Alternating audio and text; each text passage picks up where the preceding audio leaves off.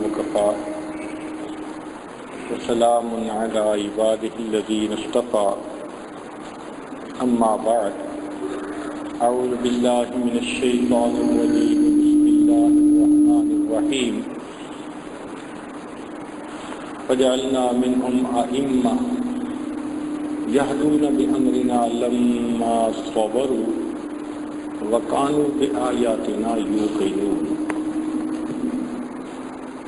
سبحان ربك رب العزة عما يصفون وسلام على المرسلين والحمد لله رب العالمين اللهم صل على سيدنا محمد وعلى آل سيدنا محمد وبارك وسلم اللهم صل على سيدنا محمد وعلى آل سيدنا محمد وبارك وسلم اللهم صل على سيدنا محمد وعلى آل سيدنا محمد وبارك وسلم. انسان اس دنیا میں زندگی گزارتا ہے تو اسے روزمرہ کئی حالات و واقعات پیش آتے ہیں. اپنے تجربے مشاہدے کی بنیاد پر وہ چند چیزوں کو ماننا شروع کر دیتا ہے، اس پہ اس کا پکا یقین ہو جاتا ہے، وہ ان کو تھم رول بنا لیتا ہے زندگی کا. کسی چیز کا دل میں پکا اعتماد بیٹھ جائے اس کو یقین کہتے ہیں، اس کو بلیف کہتے ہیں. یہ یقین دو طرح سے بنتا ہے، مشاہدے سے اور کسی کی اطلاع اور خبر سے.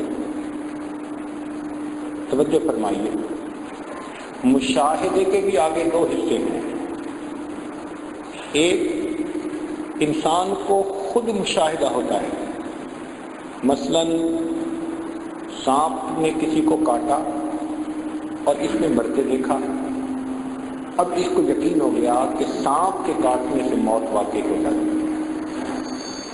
اب اس کو کوئی پلاسٹک کا بنا ہوا سانپ بھی دکھائے گا نہ تو یہ گھبرائے گا، کیونکہ دل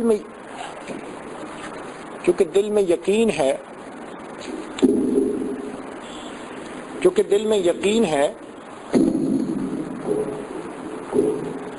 میں یقین ہے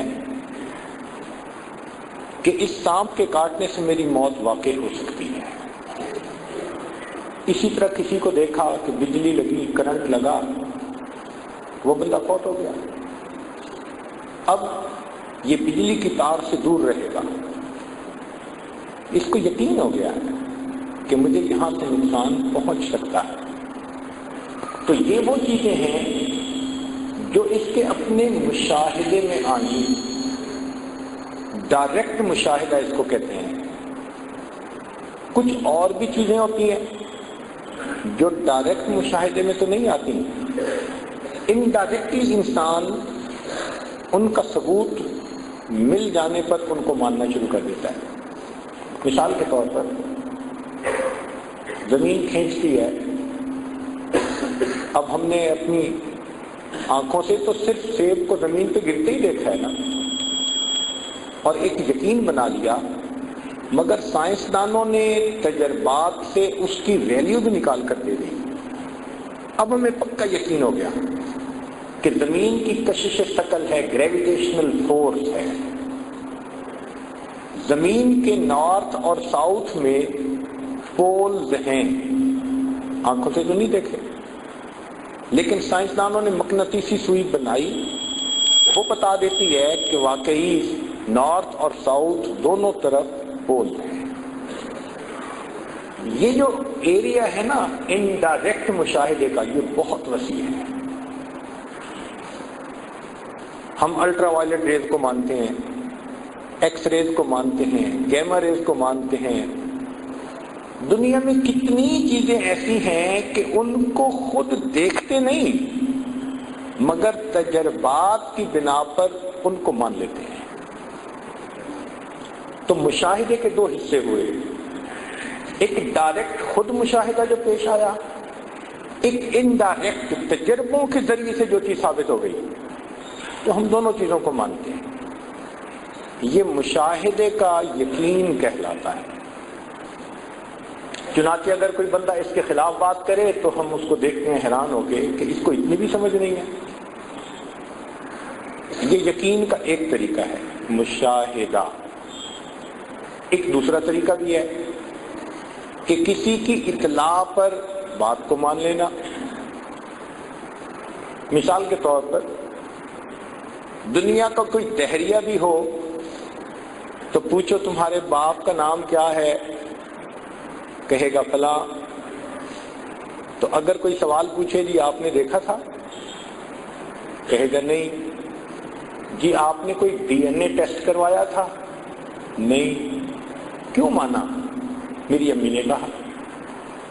اس کا مطلب ہے کہ امی کا اتنا اعتماد اس کے دل میں ہے کہ ماں نے ایک بات کہی اور اس نے بلا دلیل اس کو مان لیا. مومن تو کیا کافر بھی مانتا ہے. یہ ماننے کا ایک دوسرا طریقہ ہے.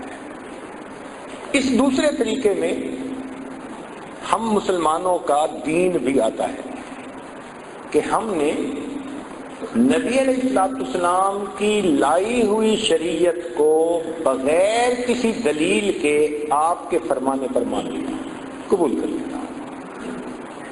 اس کو شریعت اور دین کہتے ہیں. یہ ہمارا زندگی گزارنے کا طریقہ ہے. مگر ایک فرق ہے کہ باپ کو مانا ماں کے کہنے پر تو ماں تو جھوٹ بھی بولتی ہے، سچ بھی بولتی ہے، تو جھوٹ سچ کے چانسز ہیں. لیکن نبی علیہ السلام وہ ہستی ہیں کہ جن کی زبان سے ہمیشہ پوری زندگی سچ نکلتا رہا. تو اس کا مطلب یہ ہے کہ نبی علیہ السلام نے جو باتیں فرمائی ہمیں اب اس کے اوپر پکا یقین ہونا چاہیے 100%. جیسے 2 × 2 4 پکا یقین. اسی طرح نبی علیہ السلام کے فرمانے پر پکا یقین.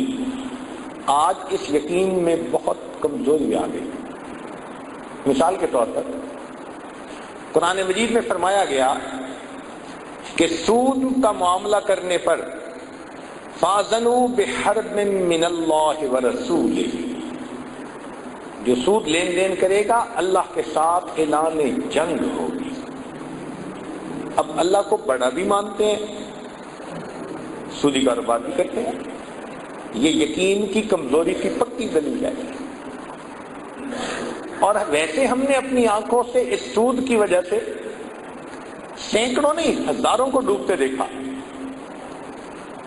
اب تو دنیا میں ہی کرائسس آ گیا اور اخباروں میں خبریں آنی شروع ہوئی کہ ایسے بینک بنانے کی ضرورت ہے جو بغیر سود کے کام کرے.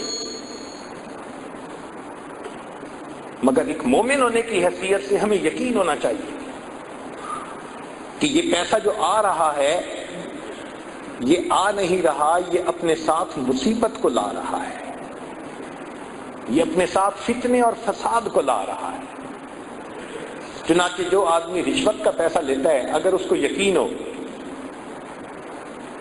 تو وہ ڈرے گا حرام کمانے سے، اس لیے کہ ظاہر میں تو پیسہ آئے گا لیکن پتہ نہیں اس کے آنے پر اللہ تعالیٰ کس نعمت سے بندے کو محروم کرے گا. چنانچہ کئی مرتبہ بندہ حرام کماتا ہے، اللہ تعالیٰ اولاد کو نافرمان بنا دیتے ہیں، بیوی نافرمان بن جاتی ہے، کسی کو بیمار کر دیتے ہیں، روتا ہی پھرتا ہے. اور بنیاد گھر کے اندر حرام کا مال. جس گھر میں حرام کا مال ہوگا فتنہ اس گھر سے نکل نہیں سکتا. پریشان. تو یہ یقین دل میں بیٹھ جائے کہ ہمارے پیارے محبوب صلی اللہ علیہ وسلم نے جو ہمیں بتایا وہ 100% سچ ہے، تو انسان کے لیے پھر عمل کرنا آسان ہوتا ہے. حدیث مبارکہ میں آتا ہے جب میری امت احکام خداوندی کو ہلکا سمجھنا شروع کرے گی، جب میری امت احکام خداوندی کو ہلکا سمجھنا شروع کر دے گی تو اللہ تعالیٰ مسلمانوں کا خون ارزاں کر دیں گے، سستا، 10 مرے، 20 مرے، 50 مرے۔ یہ مسلمانوں کا خون ارزاں کیوں ہوا؟ ہم نے احکام شریعت کو ہلکا سمجھنا شروع کر دیا۔ اگر ہم ان کو ویٹ دیتے تو اللہ رب العزت مسلمانوں کی جان کی بھی قیمت بڑھا دیتے۔ حدیث مبارکہ میں ہے کہ جب قوم زکوٰۃ کو تاوان سمجھنے لگے اللہ تعالیٰ بارشوں سے محروم کر دیتے۔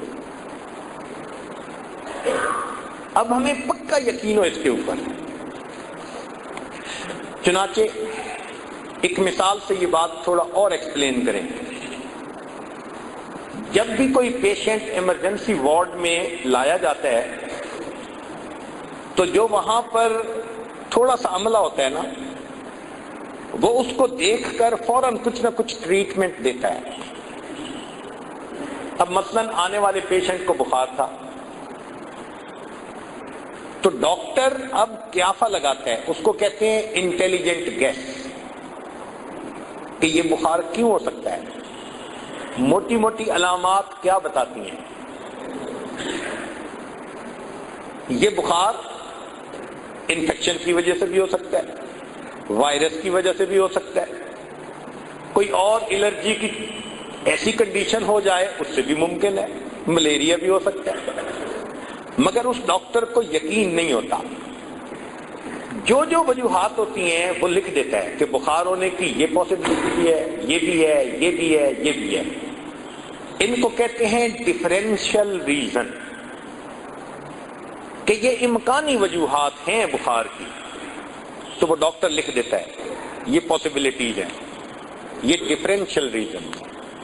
پھر اس کے بعد وہ اس کا بلڈ لیتا ہے اور بلڈ لے کے لیبارٹری میں بھیجتا ہے۔ لیبارٹری میں اب اس کا کنفرمیٹری ٹیسٹ کیا جاتا ہے اور اس ٹیسٹ سے پکا یقین ہو جاتا ہے کہ بیماری کی وجہ یہ تھی۔ اس کو کہتے ہیں ڈیفینیٹ ریزن۔ تو ایک ہوئی ڈفرینشل ریزن اور ایک ہوئی ڈیفینیٹ ریزن۔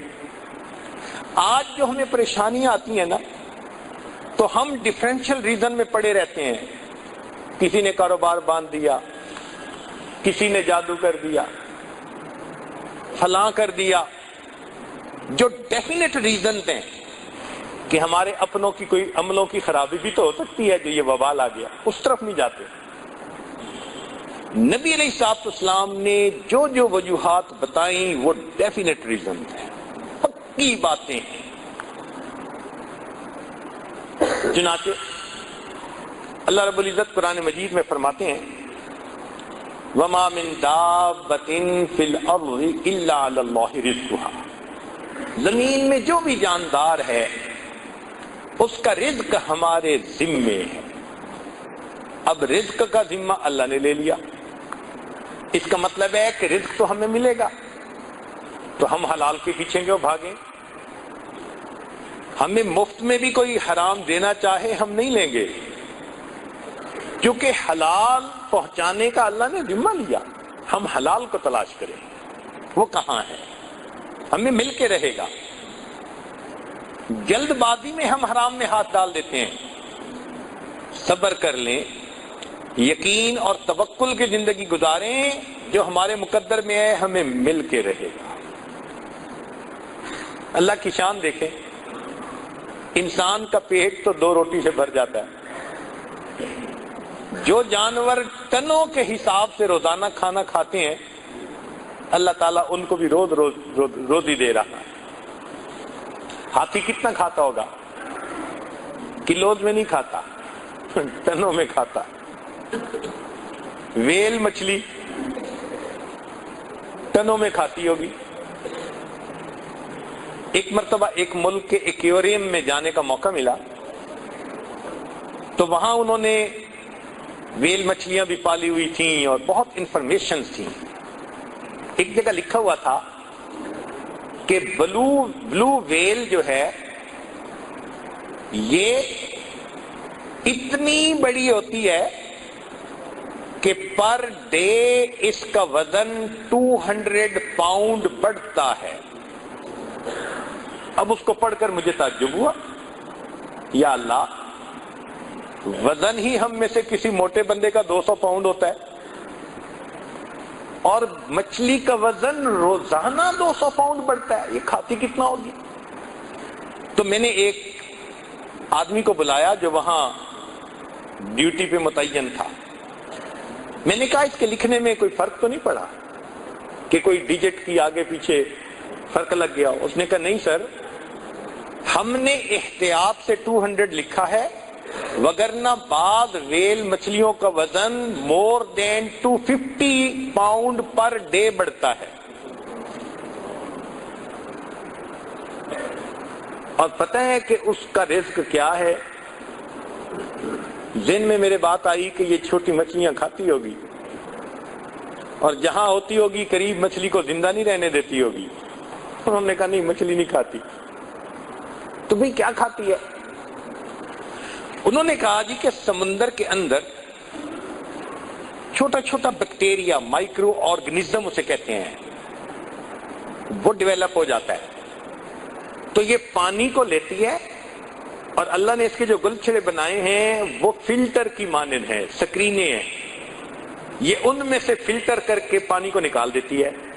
تو جیسے چائے کو چھانے تو چائے کا پانی تو نیچے گر گیا، پتی اوپر رہ گئی، اسی طرح پانی چلا جاتا ہے اور وہ چھوٹا چھوٹا بیکٹیریا وہ اس کی سکرین پہ بچ جاتا ہے، یہ اس بیکٹیریا کو کھاتی ہے، اور وہ اتنا ہوتا ہے کہ ٹنوں کے حساب سے۔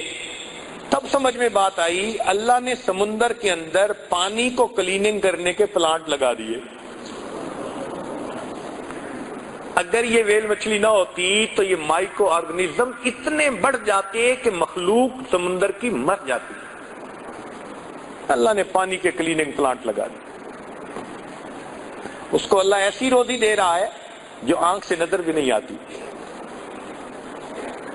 اللہ تعالیٰ پرندوں کو بھی رزق دیتا ہے، لیکن مزے کی بات سنیں کہ پرندے خالی پیٹ گھر سے گھونسلے سے نکلتے ہیں، جب شام آتے ہیں تو ان کے پیٹ بھرے ہوتے ہیں۔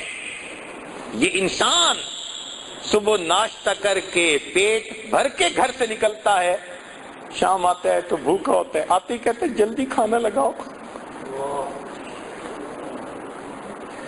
جو اللہ جانوروں کو ٹنوں کے حساب سے رزق دیتے ہیں، وہ انسان کو 2 روٹی رزق نہیں دے سکتے۔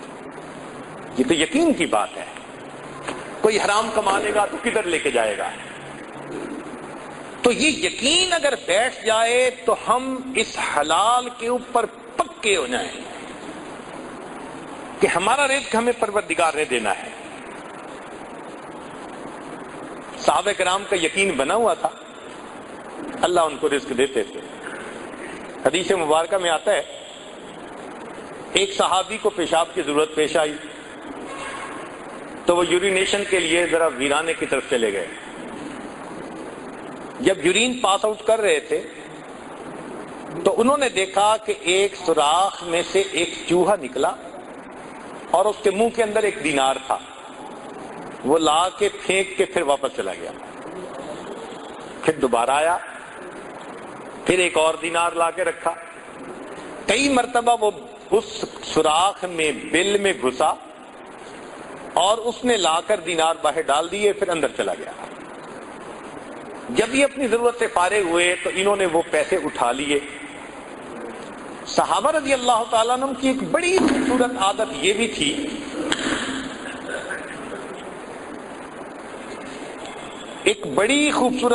یہ بھی تھی کہ جب بھی کوئی نئی بات پیش آتی تو وہ نبی علیہ الصلوۃ والسلام سے ضرور پوچھا کرتے تھے۔ چنانچہ وہ صحابی نبی علیہ السلام کی خدمت میں حاضر ہوئے۔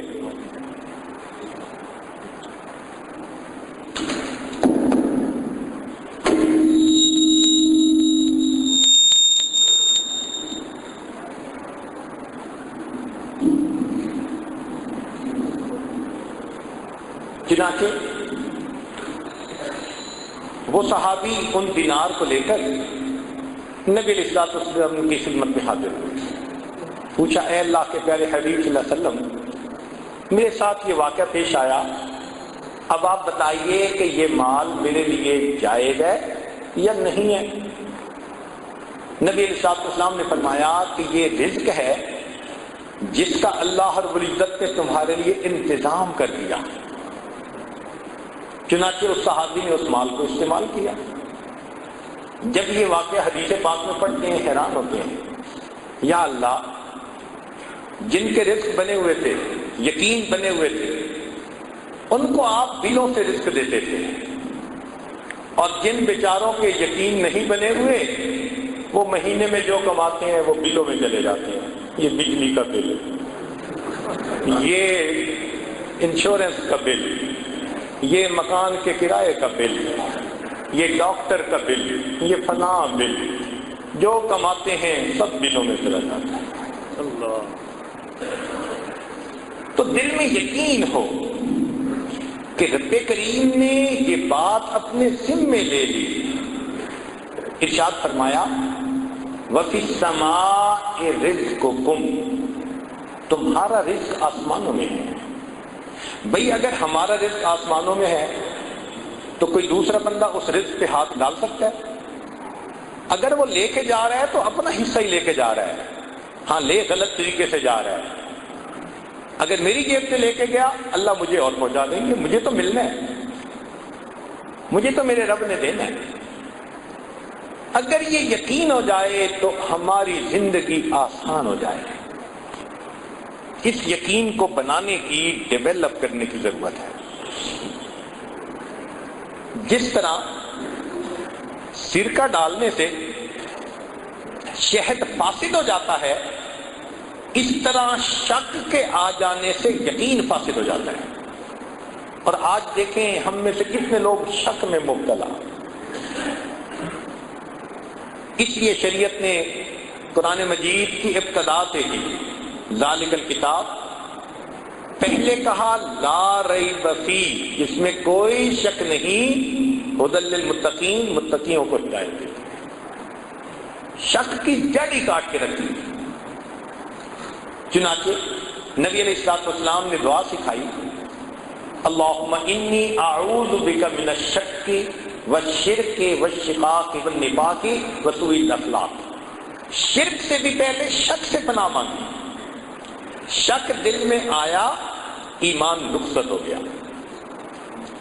اس لیے شک سے بہت بچنے کی ضرورت ہے۔ آج کل یہ عامل قسم کے جو لوگ ہوتے ہیں نا، عملیات کرنے والے، یہ شک ڈال دیتے ہیں، لگتا ہے جی آپ کا کاروبار کسی نے باندھ دیا، تو بس پھوپھی نے باندھا ہوگا، تائی نے باندھا ہوگا، ہمسائی نے باندھا ہوگا، لوگوں کو چھوٹا خدا بنا لیتے ہیں۔ بھئی رزق تو اللہ دینے والا ہے، وہ دینا چاہے پوری دنیا مل کے اس کو روک نہیں سکتی، وہ نہ دینا چاہے پوری دنیا مل کے ہمیں دے نہیں سکتی۔ ہم اللہ پر یقین پکا رکھیں، وہ اور بندے کو کنفیوز کر دیتے ہیں۔ اور یہ جو لوگ کہتے ہیں میں بڑا کنفیوز ہوں، اس کا مطلب ہے شک میں ہے، کیونکہ کنفیوز چیز ہی الگ ہے۔ جس کا یقین ہوتا ہے وہ اپنی بات پہ ٹھوس پکا ہوتا ہے۔ آج اس یقین کی ہمیں بہت ضرورت ہے۔ چنانچہ یقین کے 3 مرتبے علماء نے لکھے ہیں۔ ایک کو کہتے ہیں علم الیقین، ایک کو کہتے ہیں عین الیقین، اور ایک کو کہتے ہیں حق الیقین۔ علم الیقین کا مطلب علم کی حد تک یقین ہو۔ عین الیقین جیسے مشاہدہ کر لیتا ہے بندہ، ایسے یقین ہو۔ اور حق الیقین کے یقین کا آخری درجہ بندے کو نصیب ہو جائے۔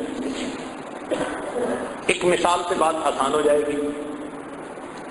سردی کے موسم میں آپ ٹھٹھرتے ہوئے گھر آئے، بیوی نے دیکھا، کہتی ہے میں آپ کے لیے بھی چائے لاتی ہوں۔ جب بیوی نے کہا چائے لاتی ہوں تو آپ کو علم الیقین حاصل ہے کہ وہ گرم چائے لائے گی، وہ گرم چائے لائے گی، یہ علم الیقین ہے۔ اس نے چائے لا کے سامنے رکھ دی، اب اس میں سے آپ نے بخارات اٹھتے دیکھے، یہ عین الیقین کہ واقعی گرما گرم چائے آئی ہے، اور آپ نے چائے کے کپ کو اٹھا کے منہ سے لگا لیا، ایک سپ لے لی، اب اس کو حق الیقین کہیں۔ صحابہ رضی اللہ تعالیٰ عنہ کو نبی علیہ الصلوۃ والسلام کی مبارک صحبت کی برکت سے حق الیقین حاصل ہو گیا تھا۔ اس کی دلیل سیدنا علی کرم اللہ وجہہ نے فرمایا کہ مجھے آخرت کے اوپر اتنا یقین ہے کہ اگر جنت اور جہنم میری آنکھوں کے سامنے بھی آ جائے تو میرے یقین میں ذرہ برابر اضافہ نہیں ہو سکتا۔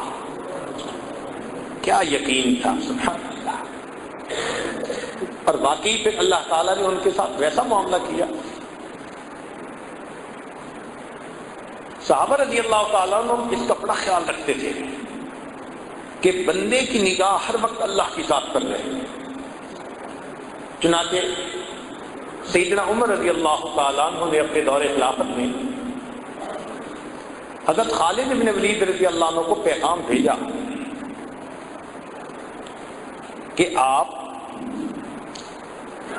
آج اپنے سپہ سالاری کے منصب سے معزول ہو گئے، اور جو پیغام لانے والے ہیں ابو عبیدہ بن جراح رضی اللہ تعالیٰ، یہ آپ کی جگہ سپہ سالار ہوں گے۔ ہاں آپ میرے پاس مدینہ آنا چاہیں تو موسٹ ویلکم، اور اگر عام سپاہی فوجی بن کر جہاد میں حصہ لینا چاہیں تو ویل اینڈ گڈ، یہ آپ کا چوائس ہے۔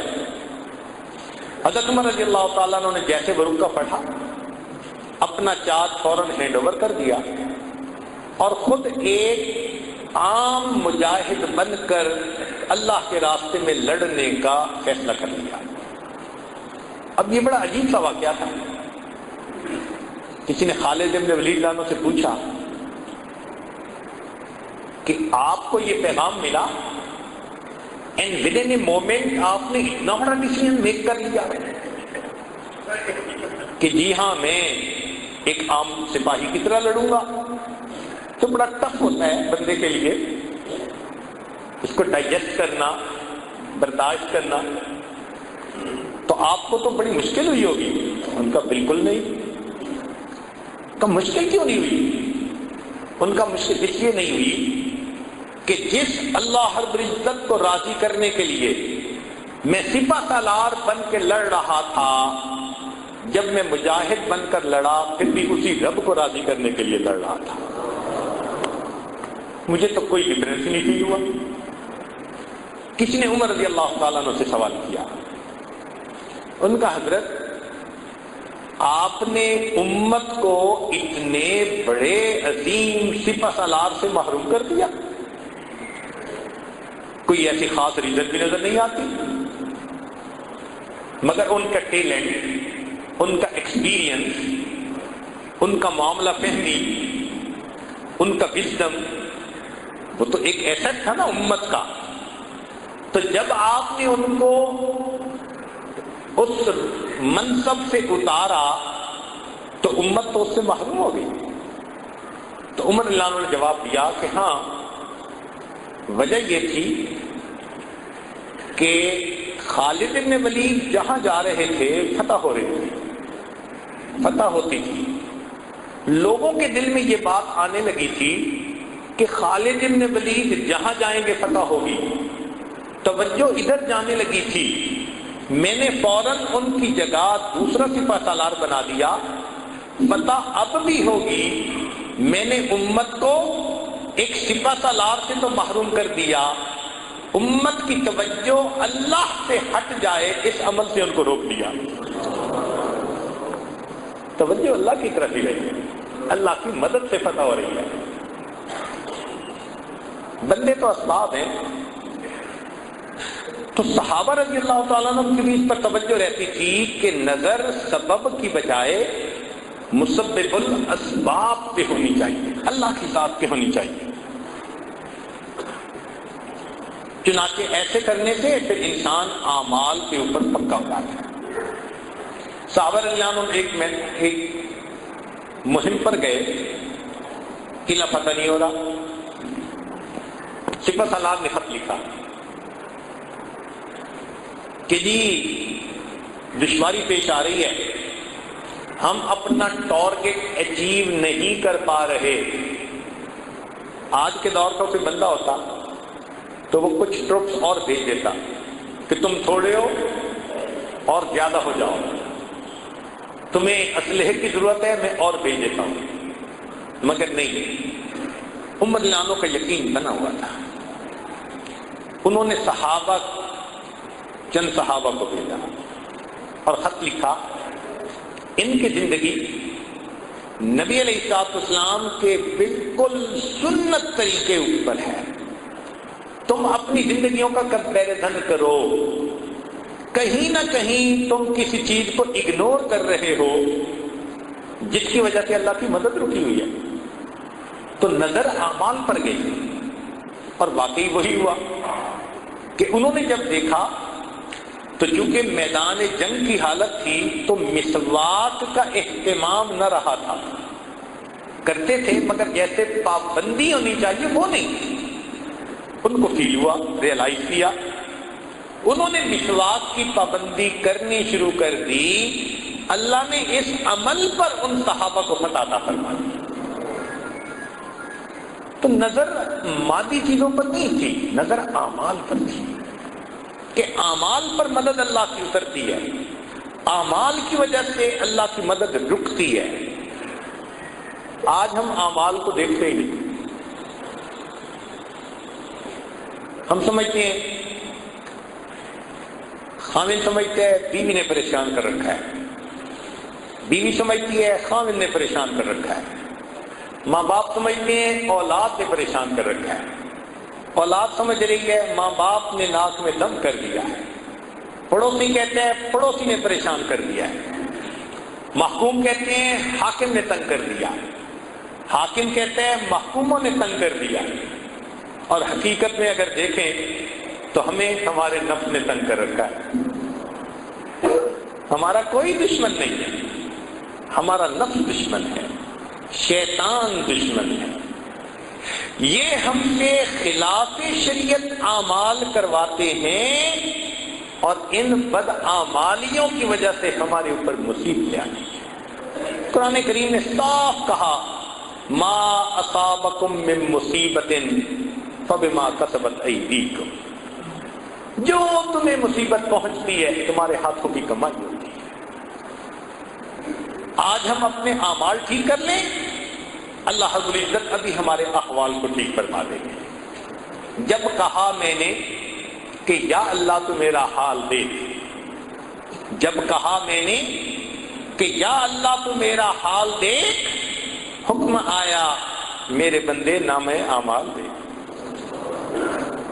ہم لوگ کو تو دیکھو نا کر کے آ رہے ہیں. ہماری تمام پریشانیوں کی بنیادی وجہ ہمارے نفس کی خرابی، ہمارے اپنے ہاتھوں سے کیے ہوئے گناہ. اگر ہم ان کو چھوڑ دیں اللہ رب العزت کی آج مدد اتر سکتی ہے ہمارے ساتھ. اب صحابہ رضی اللہ عنہم کا جیسے یقین بنا، امت کے علماء اولیاء کا بھی یقین بنا ہوا تھا. چنانچہ باجید بستامی رحمۃ اللہ علیہ کے پاس ایک بندہ آیا، کہنے لگا بڑا پریشان ہوں، بچے ہیں، روزگار کا کوئی سلسلہ نہیں بن رہا. تو انہوں نے کہا کہ اچھا گھر جاؤ، جس کا رزق اللہ کے ذمے ہے اس کو رہنے دو اور جس کا تمہارے ذمے ہے اس کو گھر سے نکال دو. کہنے لگا یہ رزق تو سب کا اللہ کے ذمے. کہنے لگے تم پریشان کیوں ہوتے ہو، تم کام میں ہاتھ ڈالو، قدم اٹھاؤ، محنت کرو، ہاتھ باندھ کے بیٹھے نہ رہو، تمہارے لیے قدم اٹھانا لازم ہے۔ جب تم قدم اٹھاؤ گے جو پروردگار نے لکھا وہ مقدر میں تمہیں مل کے رہے گا۔ تو ایسے میں انسان دوسرے کی جیب کو کیوں دیکھے، دوسرے کے مال کو غلط طریقے سے کیوں ہتھ آئے، بددیانتی کیوں کرے؟ یقین کی کمزوری کی وجہ سے یہ ساری ہمارے اندر خرابیاں آ رہی ہیں۔ تو یہ یقین بنتا کیسے ہے؟ اہل اللہ کی صحبت میں بیٹھ کے بنتا ہے۔ جب انسان انہیں دیکھتا ہے نا کہ اللہ کے ذات پہ ان کا اتنا پکا ٹھوس یقین ہے، تو پھر انسان کے اپنے دل میں بھی یہ یقین پیدا ہو جاتا ہے، کثرت ذکر سے یہ یقین پیدا ہو جاتا ہے۔ اور تیسرا اتباع سنت کی وجہ سے یہ یقین پیدا ہوتا ہے۔ ہمارے مشائخ نے یہ تین باتیں کہیں کہ جو بندہ اتباع سنت میں کوشش کرے، ذکر کی کثرت کرے اور اہل اللہ کی صحبت اختیار کرے، اللہ رب العزت اس کو پکا یقین عطا فرما دیتے ہیں۔ مومن اور کافر کی زندگی کا تو بنیادی فرق ہی یہی ہے۔ مومن اللہ کے حکم کو سن کر بات کو مان لیتا ہے، کافر اپنی آنکھ سے دیکھ کے بات کو مانتا ہے۔ تو مومن خبر کے راستے پہ چلتا ہے اور کافر نظر کے راستے پر چلتا ہے۔ نظر کا راستہ جدا اور خبر کا راستہ جدا۔ توجہ فرمائیے، قرآن مجید میں سے چند مثالیں دیکھیے۔ قرآن عظیم الشان، سیدنا موسیٰ علیہ السلام فرعون کے جادوگروں کے سامنے کھڑے ہیں۔ جادوگروں نے رسیاں ڈالی، یخیل الیہ من سحرہم انہا تسعی، یوں لگا جیسے سانپ ہیں اور وہ چل کے آ رہے ہیں۔ ایسے میں اگر اپنی عقل سے پوچھیں کیا کرنا چاہیے تو عقل جواب دے گی، جناب آپ کے ہاتھ میں عصا ہے، لاٹھی ہے، مضبوطی سے پکڑے اور جو سانپ قریب آئے اس سانپ کے سر پہ لاٹھی مارے۔ بچاؤ کی ایک ہی صورت ہے اور بچنے کی کوئی صورت نہیں۔ حضرت موسیٰ علیہ السلام نے اللہ تعالیٰ سے پوچھا، رب کریم مجھے کیا کرنا ہے؟ اوپر سے خبر آ رہی ہے ان الق عصاک، اپنے عصا کو زمین پر ڈال دیں۔ اب عقل چیختی ہے، چلاتی ہے، شور مچاتی ہے، یہ امید کا آخری سہارا، تم ڈنڈا بھی ہاتھ سے چھوڑ دو گے تو پھر تو تمہارے پاس ہی کچھ نہیں، تم موت سے نہیں بچ سکتے۔ لیکن حضرت موسیٰ علیہ السلام اللہ کے پیغمبر تھے، انہوں نے وہ کیا جو اللہ کا حکم ہے۔ آنکھ کچھ کہہ رہی ہے، خبر کچھ کہہ رہی ہے، آپ نے خبر پر عمل کرتے ہوئے جیسے عصا کو زمین پر ڈالا، فَإِذَا هِيَ حَيَّةٌ تَسْعَىٰ، دوڑنے والا اژدہا بن گیا۔ اس اژدہا نے ان تمام سانپوں کو کھا لیا اور اللہ رب العزت نے اپنے نبی علیہ السلام کو سرخرو فرما دیا۔ تو کامیابی خبر کے اوپر ملی۔ حضرت موسیٰ علیہ السلام اپنی قوم کو لے کر دریا کے کنارے پر، آگے جانے کا راستہ نہیں، اتنے میں فرعون بھی اپنے لاؤ لشکر کو لے کر پیچھے سے پہنچ گیا۔ جب فرعون کو آتے دیکھا، قال اصحاب موسیٰ انا لمدرکون، کہا موسیٰ علیہ السلام کے صحابہ نے اب تو ہم دھر لیے گئے، اب بچنے کی کوئی صورت نہیں۔ تو ایک یقین بھری آواز اٹھی، موسیٰ علیہ السلام نے فرمایا کلا، ہرگز نہیں، ان معی ربی سیہدی، میرا پروردگار میرے ساتھ ہے، ضرور میری رہنمائی فرمائے گا۔ اب ایسے وقت میں عقل سے پوچھے کیا کرنا چاہیے؟ عقل کہے گی تمہارے پاس تو ہتھیار بھی نہیں، ایک ڈنڈا ہے، اور پھر آگے پانی کا دریا اور پیچھے انسانوں کا دریا، تم سینڈوچ بن گئے درمیان میں، نکلنے کی صورت کوئی نہیں، مقابلہ ہی کرنا پڑے گا۔ کیسے کریں؟ اس ڈنڈے سے مقابلہ کرو۔ کیا کروں؟ کہ جب فرعون آئے تو بس اس سے لڑنا، کوشش کرنا کہ اسے مارو۔ حضرت موسیٰ علیہ السلام اللہ تعالیٰ کی طرف متوجہ ہوتے ہیں، پروردگار عالم مجھے کیا کرنا ہے؟ اوپر سے خبر آتی ہے ان اضرب بعصاک البحر، پانی پہ ڈنڈا ماریے۔ عقل چیختی ہے، چلاتی ہے، شور مچاتی ہے، پانی پہ لاٹھی مارنے سے کیا بن جائے گا؟ مارنا ہے تو صبر کرو، فرعون کے سر پہ لاٹھی مارو۔ لیکن حضرت موسیٰ علیہ السلام اللہ کے حکم پر عمل کرتے ہیں۔ جیسے ہی لاٹھی ماری، اللہ رب العزت نے دریا میں 12 راستے بنا دیے اور موسیٰ علیہ السلام کی قوم کو اس میں سے سرخرو فرما دیا۔ تو کامیابی خبر کے راستے پر ملی، نظر کے راستے پر نہیں ملی۔ حضرت موسیٰ علیہ السلام اپنی قوم کو لے کے ایک وادی میں پہنچے جہاں کئی سال رہے، وہاں پانی کی شارٹیج تھی، لوگ آ گئے، حضرت پینے کو پانی چاہیے، جینے کو پانی چاہیے، بھئی پانی کیسے انتظام کریں؟ عقل استعمال کریے، پوچھیے عقل سے کیا کروں؟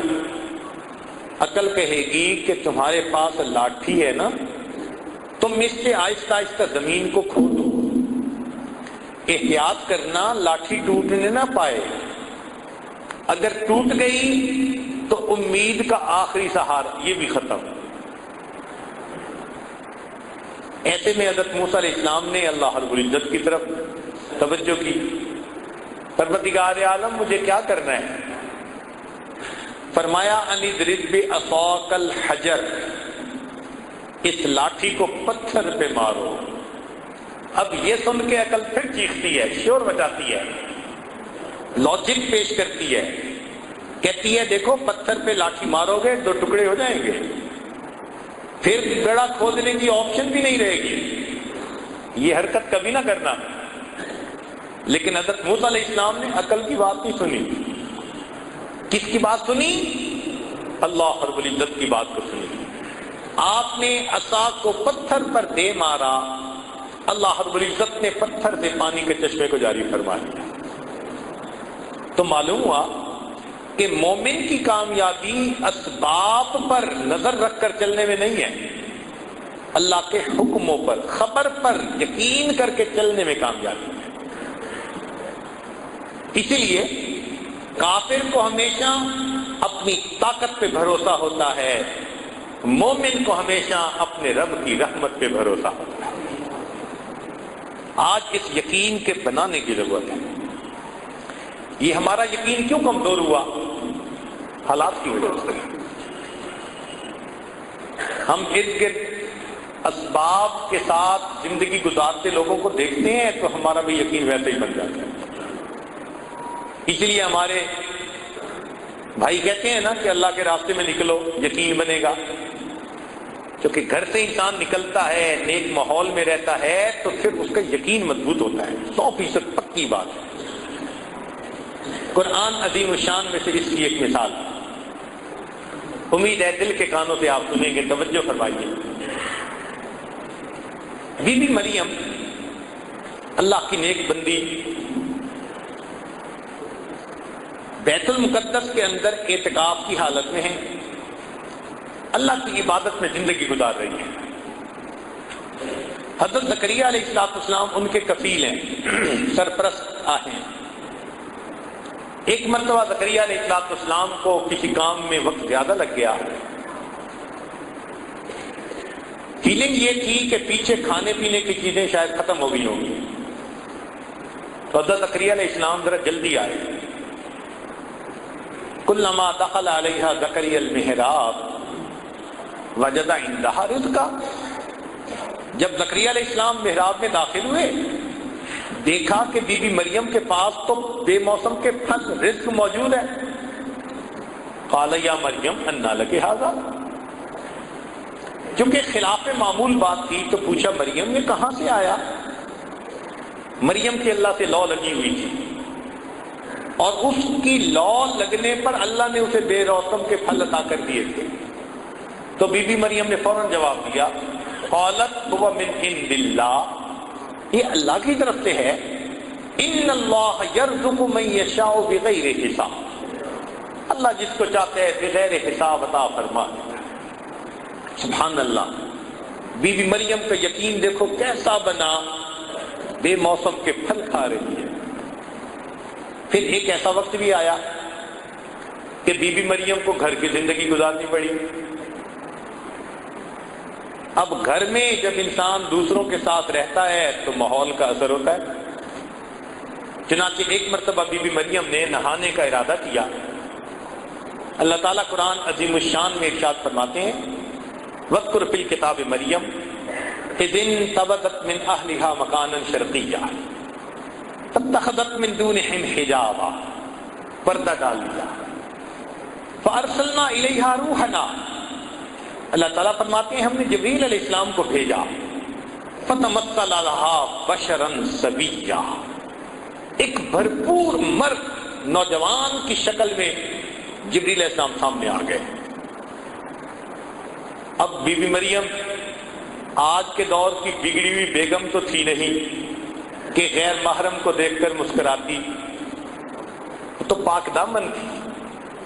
جب اس نے ایک مرد کو دیکھا کہنے لگی قالت انی اعوذ بالرحمن منک ان کنت تقیا، میں رحمان کی پناہ مانگتی اگر تیرے دل کے اندر تقوی ہے. جبریل علیہ السلام سمجھ گئے کہ بی بی مریم گھبرا گئی. فرمانے لگے انما انا رسول ربک، میں تیرے رب کا بھیجا ہوا نمائندہ ہوں. لِأَهَبَ لَكِ غُلَامًا زَكِيًّا، تاکہ تجھے نیک بیٹا ملے. اب اس بات نے بی بی مریم کو اور پریشان کر دیا. بی بی مریم جانتی تھی کہ بیٹا ہونے کے دو اسباب ہوتے ہیں، یا عورت نکاح کرے یا عورت بدکار ہو اور زنا کرے. یہ دو سبب ہیں اولاد ہونے کے، اور وہ جانتی تھی کہ میری زندگی میں دونوں نہیں. تو پوچھنے لگی انا یکون لی غلام، میرا بیٹا کیسے ہو سکتا ہے؟ ولم یمسسنی بشر، نہ میں نے کیا نکاح، ولم اکو بغیہ، نہ میں نے کیا زنا، میرا بیٹا کیسے ہو سکتا ہے؟ اس پر جبریل صاحب نے فرمایا قال ربک هو علی ہین، کہ رب کریم نے فرمایا کہ یہ بیٹا تجھے پروردگار نے دینا ہے، کسی زلفوں والی سرکار نے نہیں دینا. اب وہ بی بی مریم جو بے موسم کے پھل کھاتی تھی، اب وہ بھی اسباب کے تحت سوچنے لگ گئی نا کہ میرا بچہ کیسے ہو سکتا ہے. یہ حالات کا اثر ہوتا ہے بندے کے اوپر. ہم چونکہ روز وہی گھر، وہی دفتر، وہی فیکٹری، وہی بزنس، ہمارا بھی اسباب ہی کے اوپر ذہن چلا جاتا ہے. اب اپنے یقین کو مضبوط کرنے کے لیے ہمیں وقتاً فوقتاً نکلنا چاہیے. اللہ کے راستے میں نکلیں، اہل اللہ کی صحبت میں جائیں تاکہ ہمارا یقین فریش ہو جائے. یوں سمجھیں کہ جیسے سیل فون کی بیٹری یوز کرنے سے ختم ہوتی جاتی ہے تو کچھ عرصے کے بعد چارجر سے لگانی پڑتی ہے. یہ یقین کا معاملہ بھی ایسا، تھوڑا عرصہ انسان اسی اسباب کی دنیا میں رہے تو سوچ بھی ویسی. تو اس کو ریفریش کرنے کے لیے، اس کو ریچارج کرنے کے لیے نیک محفلوں میں، چاہے وہ کسی اللہ والے کی ہو یا چاہے اللہ کے راستے میں نکل کے نیک محفلوں میں، مسجدوں میں وقت گزارے، تو یقین بنتا ہے. یہ کام ہم میں سے ہر ایک کو کرنا ہے. یہ نہیں کہ ہم نہیں کریں گے تو یقین بنا رہے گا، یقین نہیں بنتا.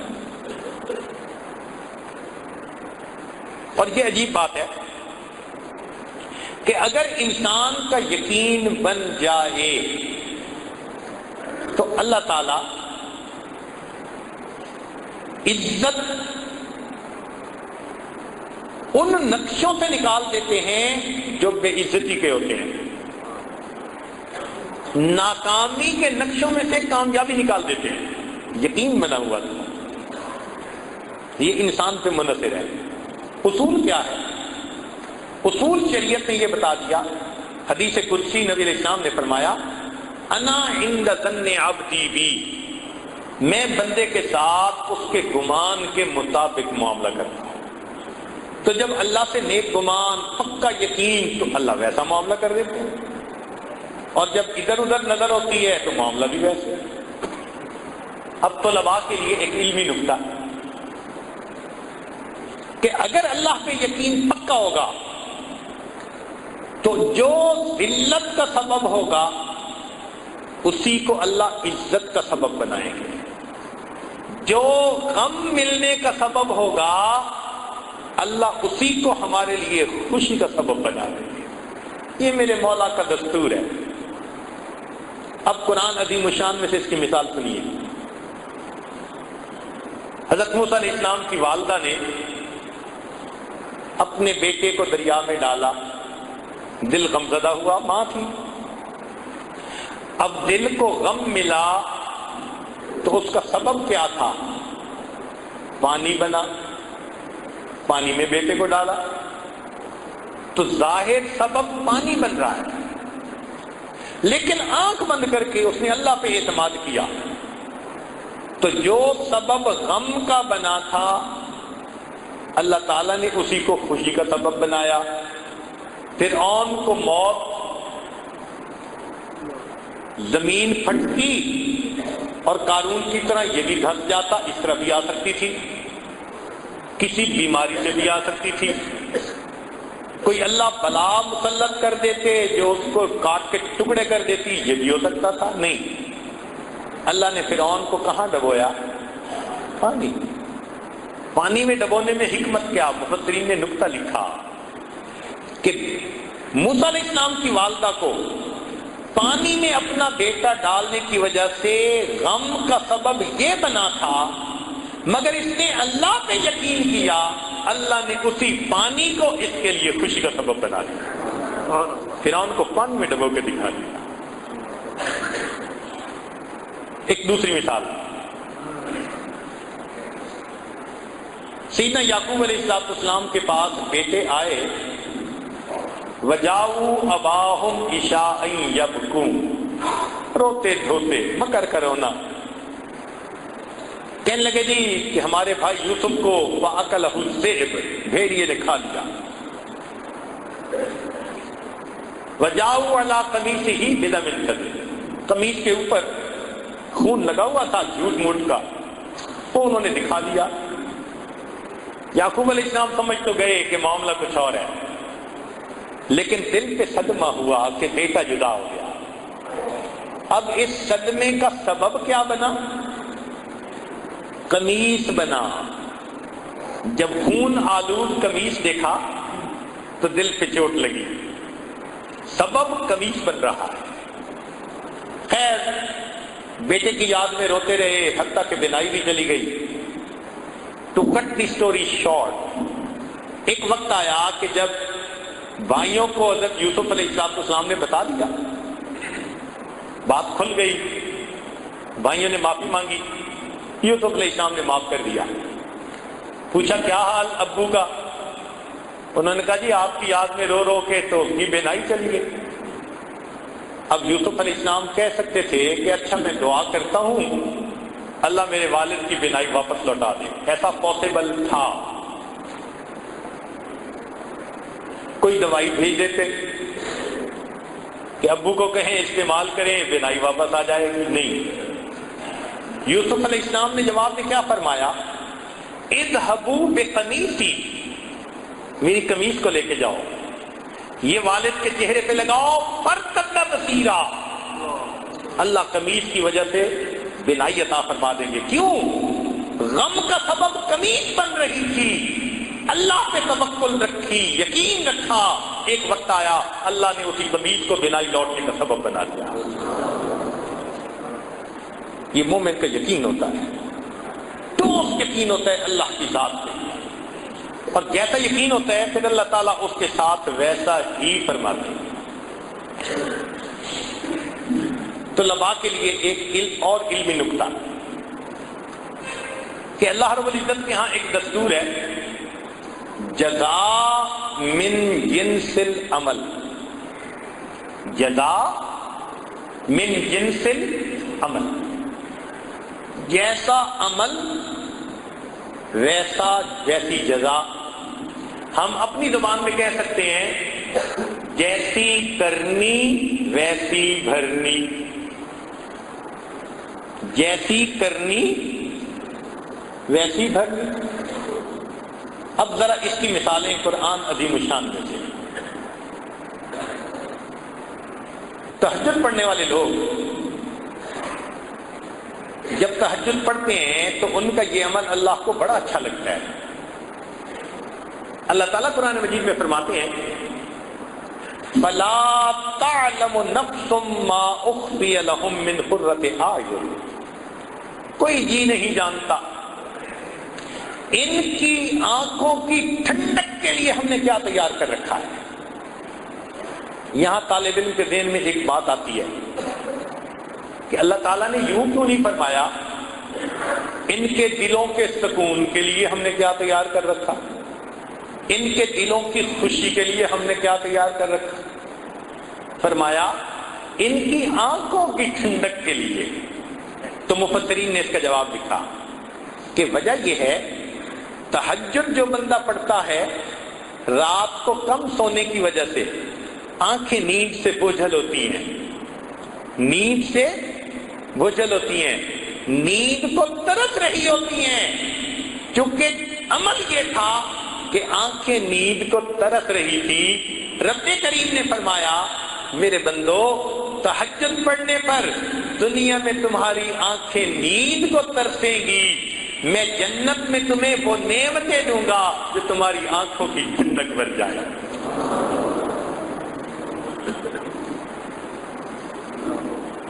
اور مثال قرآن مجید میں سے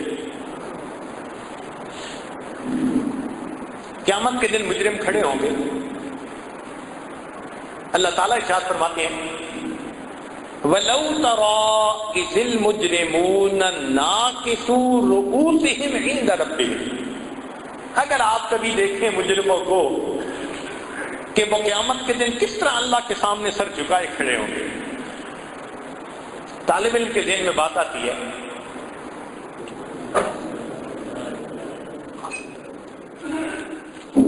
طالب علم کے ذہن میں بات آتی ہے کہ یہ نہیں کہا گیا کہ مجرم پریشان کھڑے ہوں گے، مجرم دہشت کی کیفیت میں کھڑے ہوں گے، نہیں، فرمایا اللہ کے سامنے کھڑے ہوں گے سر جھکے ہوئے ہوں گے۔ تو مفسرین نے اس کا جواب دیا کہ اصل وجہ یہ تھی یہ وہ لوگ تھے جنہوں نے اللہ کے حکموں کے سامنے سرتابی کی تھی، حکم ماننے سے انکار کیا تھا، اللہ کے حکموں کے آگے سر نہیں جھکایا تھا، کیونکہ گناہ ایسا تھا۔ اب اللہ تعالیٰ قیامت کے دن اس طرح کھڑا کریں گے شرم کی وجہ سے اللہ کے سامنے سر جھکے ہوئے ہوں گے، جیسا عمل ویسی جزا۔ اور مثال دیکھیے قرآن مجید میں یہود کا تذکرہ ہے کہ اللہ رب العزت نے ان کو فرمایا قُلْنَا لَهُمْ كُونُوا قِرَدَةً خَاسِئِينَ، ہو جاؤ پھٹکارے ہوئے بندر۔ اللہ نے قوم یہود کی شکلوں کو مسخ کر دیا۔ اب یہاں طالب علم سوچتا ہے کہ بھائی ان پر کوئی اور عذاب آ جاتا، زمین میں ان کو اتار دیا جاتا، آسمان سے کڑک ان کے اوپر آتی اور ان کو ختم کر دیا جاتا، مگر نہیں، اللہ تعالیٰ نے ان کو جان سے نہیں مارا، شکلیں مسخ کر دی۔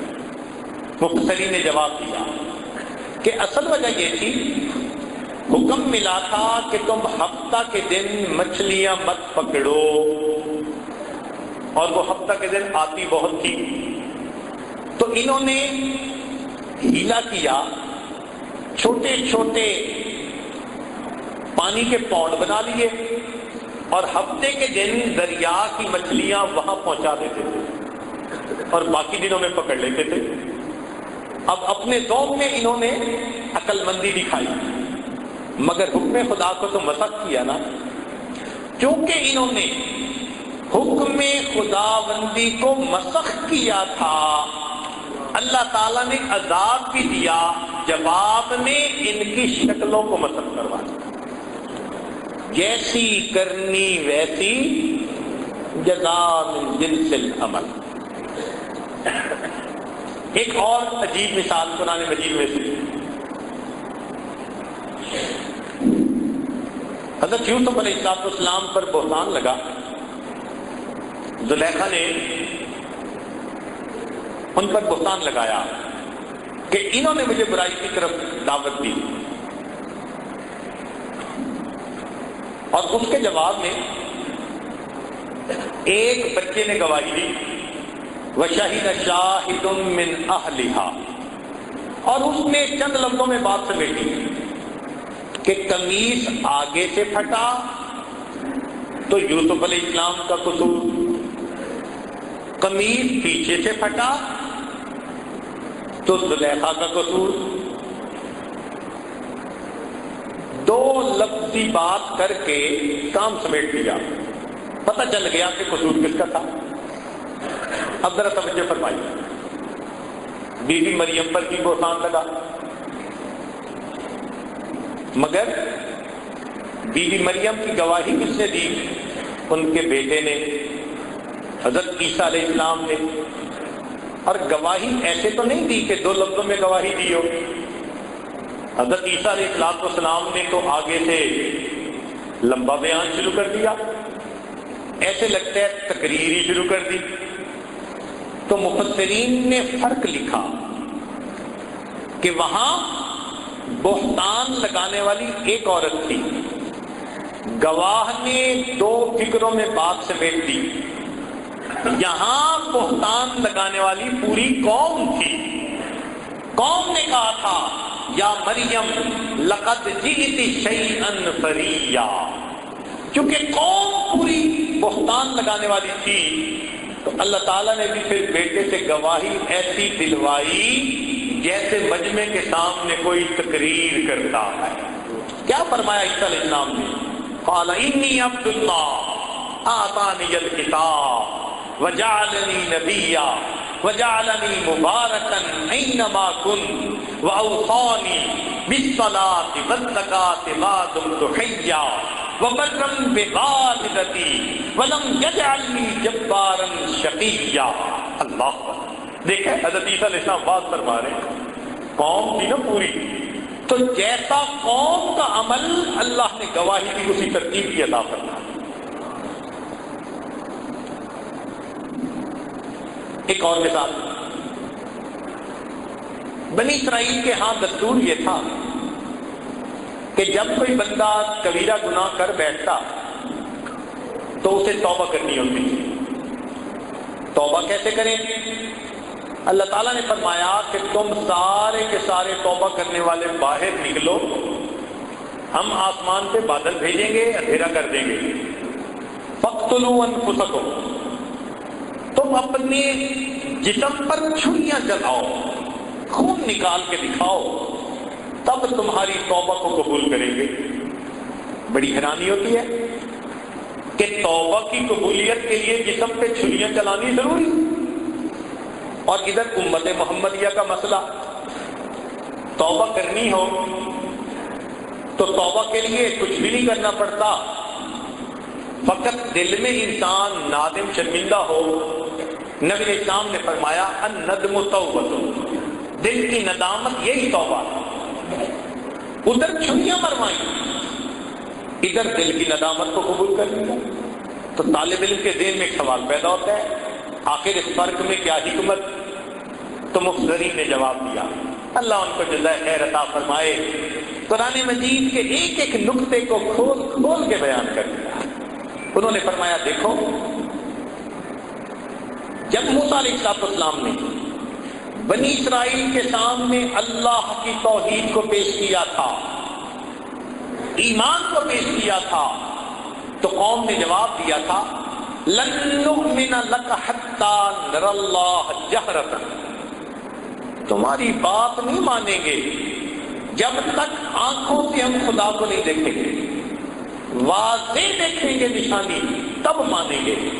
چونکہ انہوں نے ایمان لانے کے لیے اللہ سے واضح نشانی مانگی تھی، رب کریم نے فرما لیا اچھا اب تم گناہ سے توبہ کرنا چاہتے ہو، ہم بھی تم سے واضح نشانی مانگیں، چھریاں مارو نا، ذرا دکھاؤ ہمیں کہ تم سچے ہو اپنی بات۔ امت محمدیہ کا معاملہ دیکھو، نبی علیہ السلام نے آ کر دین کو پیش کیا، امت نے کوئی دلیل نہیں مانگی، بنا دلیل مان لیا۔ اللہ نے فرمایا میرے بندو جب تم بنا دلیل مجھ پر ایمان لے آئے، تم گناہ کر بیٹھے، معافی مانگنا چاہتے ہو، اپنے دل میں نادم ہو جاؤ گے، کوئی دلیل نہیں مانگتا، تمہارے دل کی ندامت کو قبول کر دیتا۔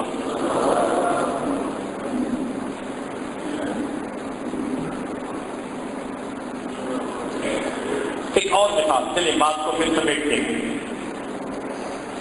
ابرہہ نامی ایک یمن کا بادشاہ تھا، اس نے سنا کہ بیت اللہ ایک عمارت ہے جو اس وقت تجارتی مرکز بن چکا ہے، آنے والے قافلے وہاں رکتے ہیں، سردی اور گرمی کے سفر میں وہ مرکز بنتا ہے۔ اس نے سوچا کہ اچھا چلتے ہیں ہاتھیوں کا لشکر لے کر اور بیت اللہ کو گراتے ہیں، ختم کر دیں گے، اور اس کی بجائے اپنے علاقے میں ایک مرکز بناتے ہیں، بزنس سینٹر، تاکہ لوگ اس کو مرکز بنائیں۔ اب اس ارادے سے وہ چل پڑا اپنے ہاتھیوں کے لشکر کو لے کر۔ پھر اللہ رب العزت کا کیا معاملہ ہوا، سبحان اللہ،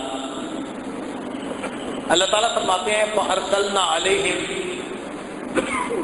طَيْرًا أَبَابِيلَ تَرْمِيهِمْ بِحِجَارَةٍ، ہم نے ان پر پرندوں کو بھیج دیا، چھوٹے چھوٹے پرندے، ابابیل، ترمیہم بحجارہ، انہوں نے پتھر پھینکے، اور ان پتھروں کی وجہ سے کیسے کر دیا، فَجَعَلْنَاهُمْ كَعَصْفٍ مَأْكُولٍ، کھائے ہوئے پھوسے کی طرح ان کو تباہ کر کے رکھ دیا۔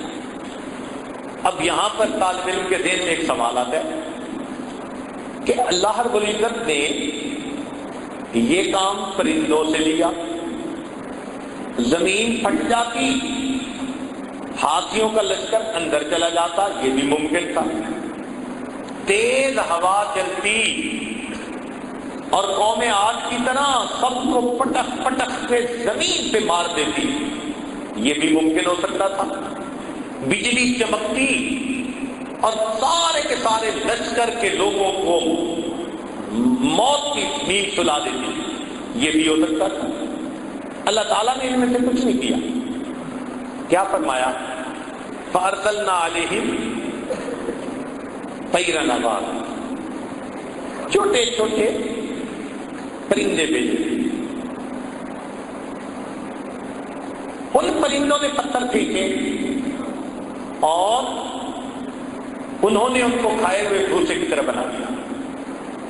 اب اس کا مفسرین نے عجیب جواب لکھا، بعض نے تو جواب یہ لکھا اور وہ بڑا صحیح جواب ہے کہ ابرہہ جانوروں میں سے بڑے مضبوط جانور کو لے کر آیا تھا اللہ کا گھر گرانے کے لیے، تو اللہ نے جانداروں میں سے ایک نازک سی جان چڑیا اس کو مقابلے میں لائے کہ اچھا تمہارے اتنے مضبوط جانوروں کو ہم اتنے نازک جان پرندے سے مروا کے دکھا دیں۔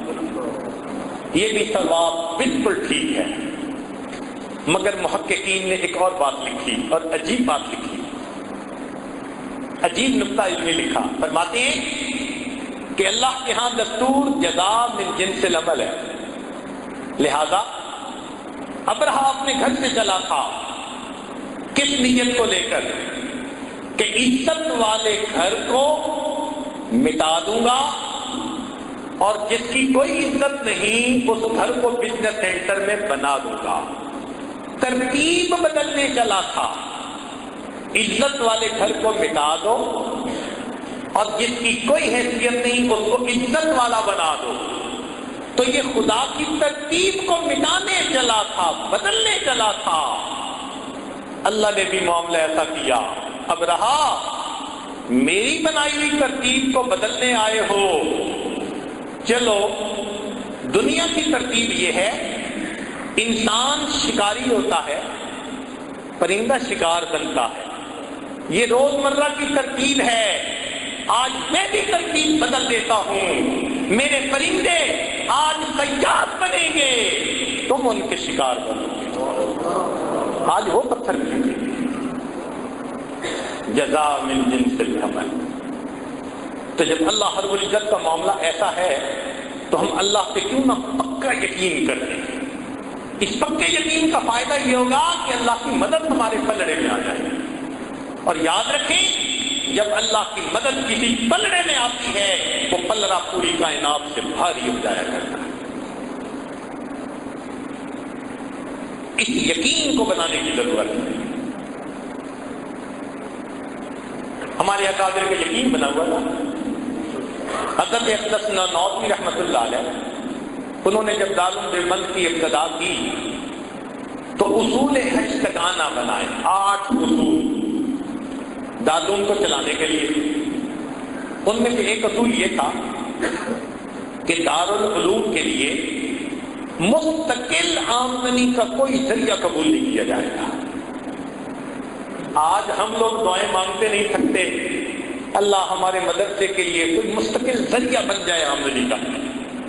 ہمارا حال دیکھو اور ہمارے اکابر کا ایمان دیکھو۔ فرمایا کہ ہم مستقل آمدنی کا کوئی ذریعہ قبول ہی نہیں کریں گے۔ لوگوں نے پوچھا حضرت کیوں؟ فرمایا کہ اس سبب پر نظر چلی جائے گی اور اس کے بدلے اللہ کی مدد رک جائے گی۔ اس لیے کہتے ہیں کہ وری اینڈز ویئر فیتھ بگنز،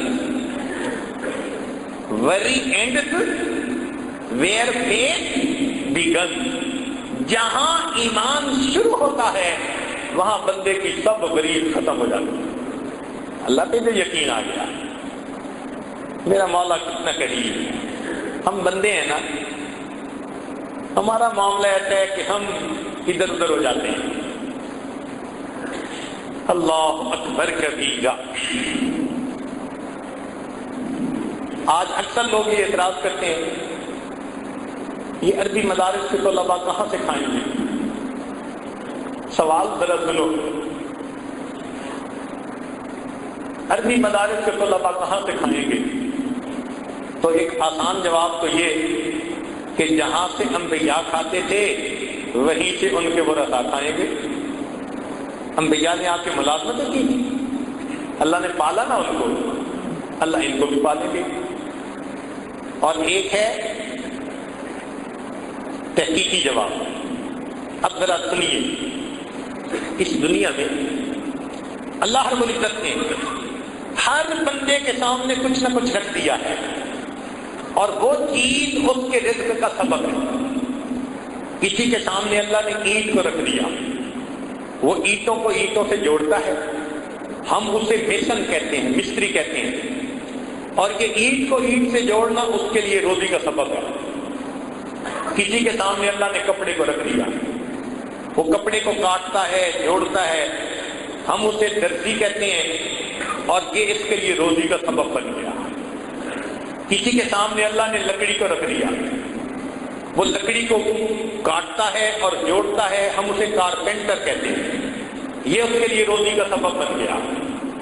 کسی کے لیے اللہ نے چمڑا سامنے رکھ دیا، وہ چمڑے کو کاٹتا ہے، جوڑتا ہے، جوتے بناتا ہے، ہم اسے موچی کہتے ہیں، یہ اس کے لیے روزی کا سبب بن گیا۔ کسی کے سامنے اللہ نے لوہے کو رکھ دیا، وہ لوہے کے پرزے کھولتا ہے اور جوڑتا ہے، ہم اسے مکینک کہتے ہیں، یہ اس کے لیے روزی کا سبب بن گیا۔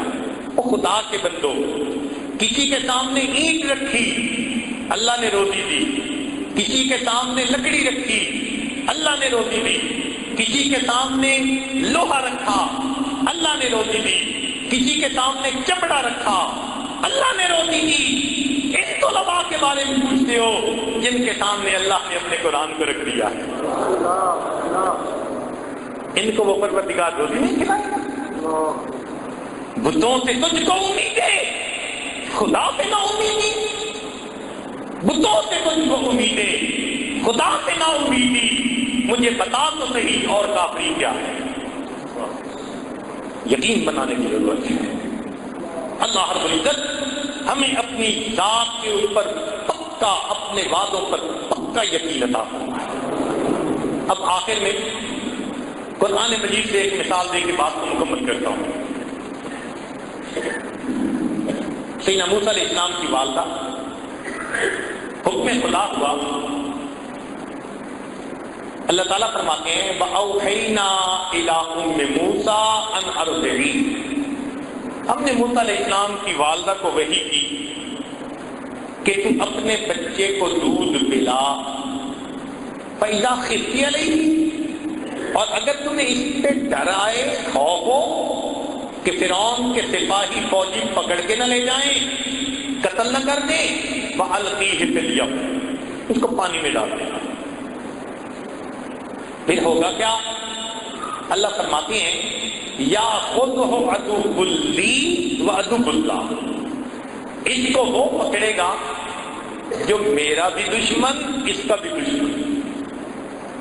یا اللہ، یہ بچہ دشمن کے ہاتھ میں جائے گا؟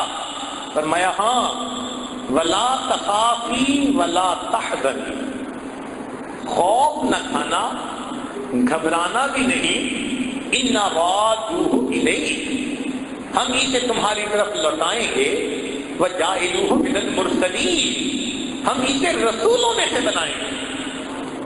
اب موسیٰ علیہ السلام کی والدہ عورت ہیں، اور ماں اپنے بچے کے بارے میں کتنی سینسیٹیو ہوتی ہے، اس سے امتحان، مگر اس عورت کو اللہ کی بات پہ یقین تھا۔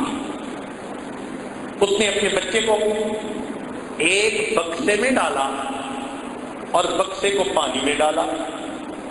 عقل اسے کہہ رہی ہے تیرا بچہ گیا، اس لیے کہ اگر تم بکسے کے اندر سوراخ بناؤ ہوا جانے کے لیے تو ان سوراخوں میں سے پانی جائے گا، بچہ ڈوب کے مر جائے گا، اور اگر اس کو واٹر ٹائٹ بناؤ تو بچہ دم گھٹ کے مر جائے گا، لہذا بچہ تمہارا نہیں بچتا۔ اب ماں کو عقل یہ کہہ رہی ہے، اور بچے کے بارے میں ماں کتنی سینسیٹیو ہوتی ہے۔ سبحان جائیں، قربان جائیں اس ماں کے یقین پر جو دیکھتے بھالتے ہوئے اپنے ہاتھوں سے اپنے بچے کو پانی میں ڈال دیتی ہے۔ واپس آ گئی، یہ بکسا تیرتا ہوا ایک ایسی جگہ پہنچا جہاں فرعون اپنی بیوی کے ساتھ چہل قدمی کر رہا تھا۔ اس کے گرد 800 غلاموں کا گھیرا تھا۔ ان میں سے کوئی ایک اس بکسے کو پکڑ کر لایا، اس نے کہا کھولو۔ اللہ تعالیٰ فرماتے ہیں اے میرے پیارے موسیٰ علیہ السلام، وَأَلْقَيْتُ عَلَيْكَ مَحَبَّةً مِّنِّي، ہم نے آپ کے چہرے پر محبت کی تجلی کو ڈال دیا تھا۔ چنانچہ جب بکسا آیا تو فرعون کی بیوی آسیہ نے کہا کھولو۔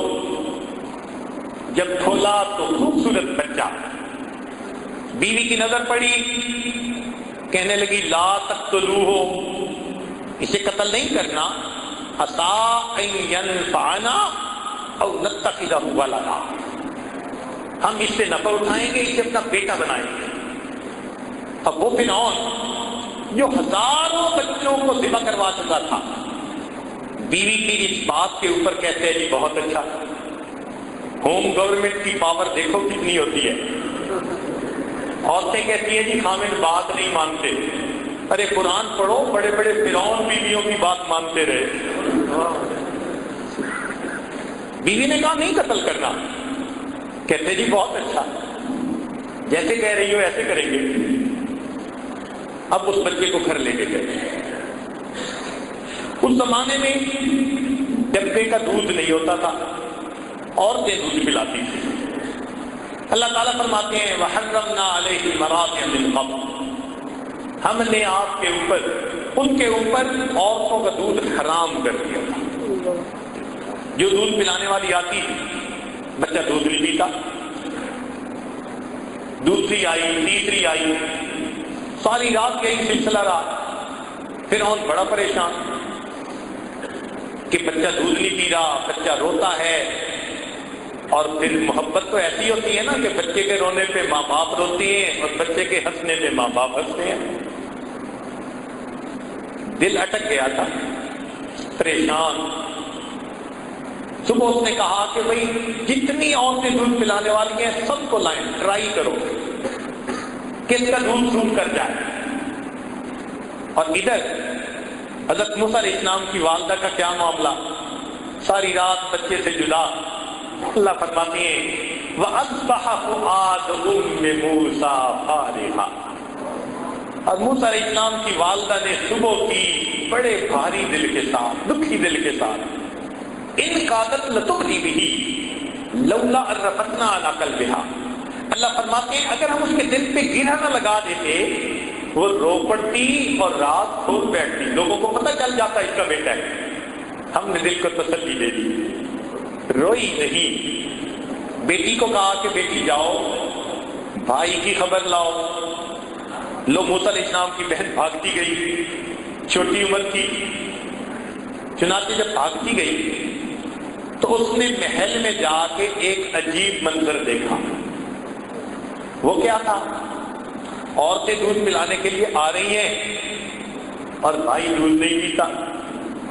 اس نے موقع دیکھا، فرعون کو کہا هل ادلکم علی اہل بیت یکفلونہ وہم لہ ناصحون، میں تمہیں ایسے گھر والوں کے بارے میں بتاؤں جو اس کی کفالت بھی اچھی کریں گے اور اس کے بڑے خیر خواہ ہوں گے. مفسرین نے لکھا کہ فرعون کو کھٹکی تو صحیح بات. اس نے بچی کو پکڑ کے کہا تم کیوں کہہ رہی ہو وہ بڑے اس کے خیر خواہ ہوں گے؟ وہ بھی موسیٰ علیہ السلام کی بہن تھی. کہنے لگے کہ ہم آپ کی رعایا ہیں، ہم آپ کے ساتھ خیر خواہی نہیں کریں گے تو کون کرے گا؟ کہنے لگے ہاں بات تو ٹھیک ہے، اچھا لے آؤ جس کو لاتی. موسیٰ علیہ السلام کی بہن آ گئی، امی چلو بڑا اچھا موقع ہے. موسیٰ علیہ السلام کی والدہ آئی، اس نے بچے کو فیڈ دینی شروع کی. بچے نے دودھ پینا شروع کر دیا. کوہرام مچ گیا، وہ جی ایک عورت کا دودھ اس بچے نے پی لیا. فرعون رات کا جاگا ہوا تھا، خدائی کا دعویٰ کرنے والا بدبخت نیند سے پریشان تھا. جب اسے اطلاع ملی نا کہ بچے نے ایک عورت کا دودھ پی لیا، کہتے بہت اچھا میں تو سوؤں گا، اس عورت کو جانے نہیں دینا. اب موسیٰ علیہ السلام کی والدہ وہاں، وہ 3 دن وہاں رہی. 3 دن کے بعد اس نے کہا کہ بھئی بات سنو، اپنا گھونسلہ اپنا کچا ہو یا پکا، مجھے تو اپنا گھر اچھا لگتا ہے، اس لیے مجھے گھر جانے دو. فرعون کہنے لگا اچھا سنو، تم گھر جانا چاہتی ہو تو اکیلی نہ جاؤ، بچے کو ساتھ لے کے جاؤ، اور تمہاری تنخواہ ہم تمہیں گھر پہنچا دیں گے، اپنے گھر میں اس کا خیال رکھنا. اللہ تعالیٰ عجیب الفاظ سے فرماتے ہیں فَرَدَدْنَاهُ إِلَىٰ أُمِّهِ، ہم نے اس بچے کو لوٹایا اپنی ماں کے ساتھ. کیوں؟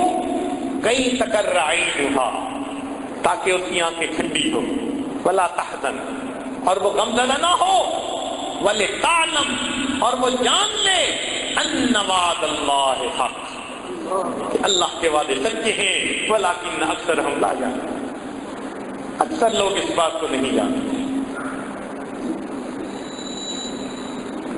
میرے پروردگار کے وعدے ایسے سچے، تو کم از کم ہم ایک عورت جیسا ہی اپنا یقین بنا لیں، یا عورت سے ہی گئے گزرے، مرد ہیں کچھ عقل کے ناخن لے، اللہ کی ذات پر اپنے یقین کو مضبوط سے اثبت کر دے۔ آج کی عورتیں حضرت موسیٰ علیہ السلام کی والدہ جیسا یقین پیدا کر دیں، پھر یہ کبھی اپنے حامل کو رشوت نہیں لینے دیں گے، اپنے حامل کو سود کا کاروبار نہیں کرنے دیں گے، زکوٰۃ اپنے وقت پہ ادا کریں گے، کیونکہ اللہ کے وعدوں پر یقین ہوگا۔ اللہ تعالیٰ ہمیں اپنے وعدوں پر پکا یقین عطا فرمائے، اور دنیا میں اور آخرت میں اللہ تعالیٰ ہمیں سرخرو فرمائے، کامیاب فرما دے۔ وآخر دعوانا ان الحمد للہ رب العالمین۔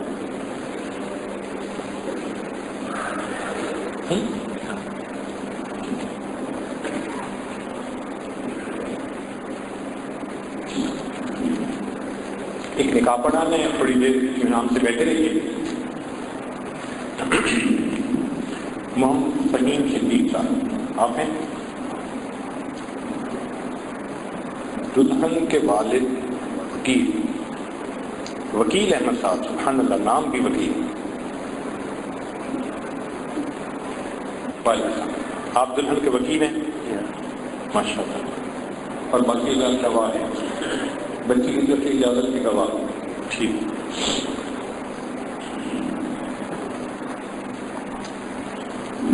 الحمد لله نحمده ونستعينه ونستغفره ونؤمن به ونتوكل عليه ونعوذ بالله من شرور أنفسنا ومن سيئات أعمالنا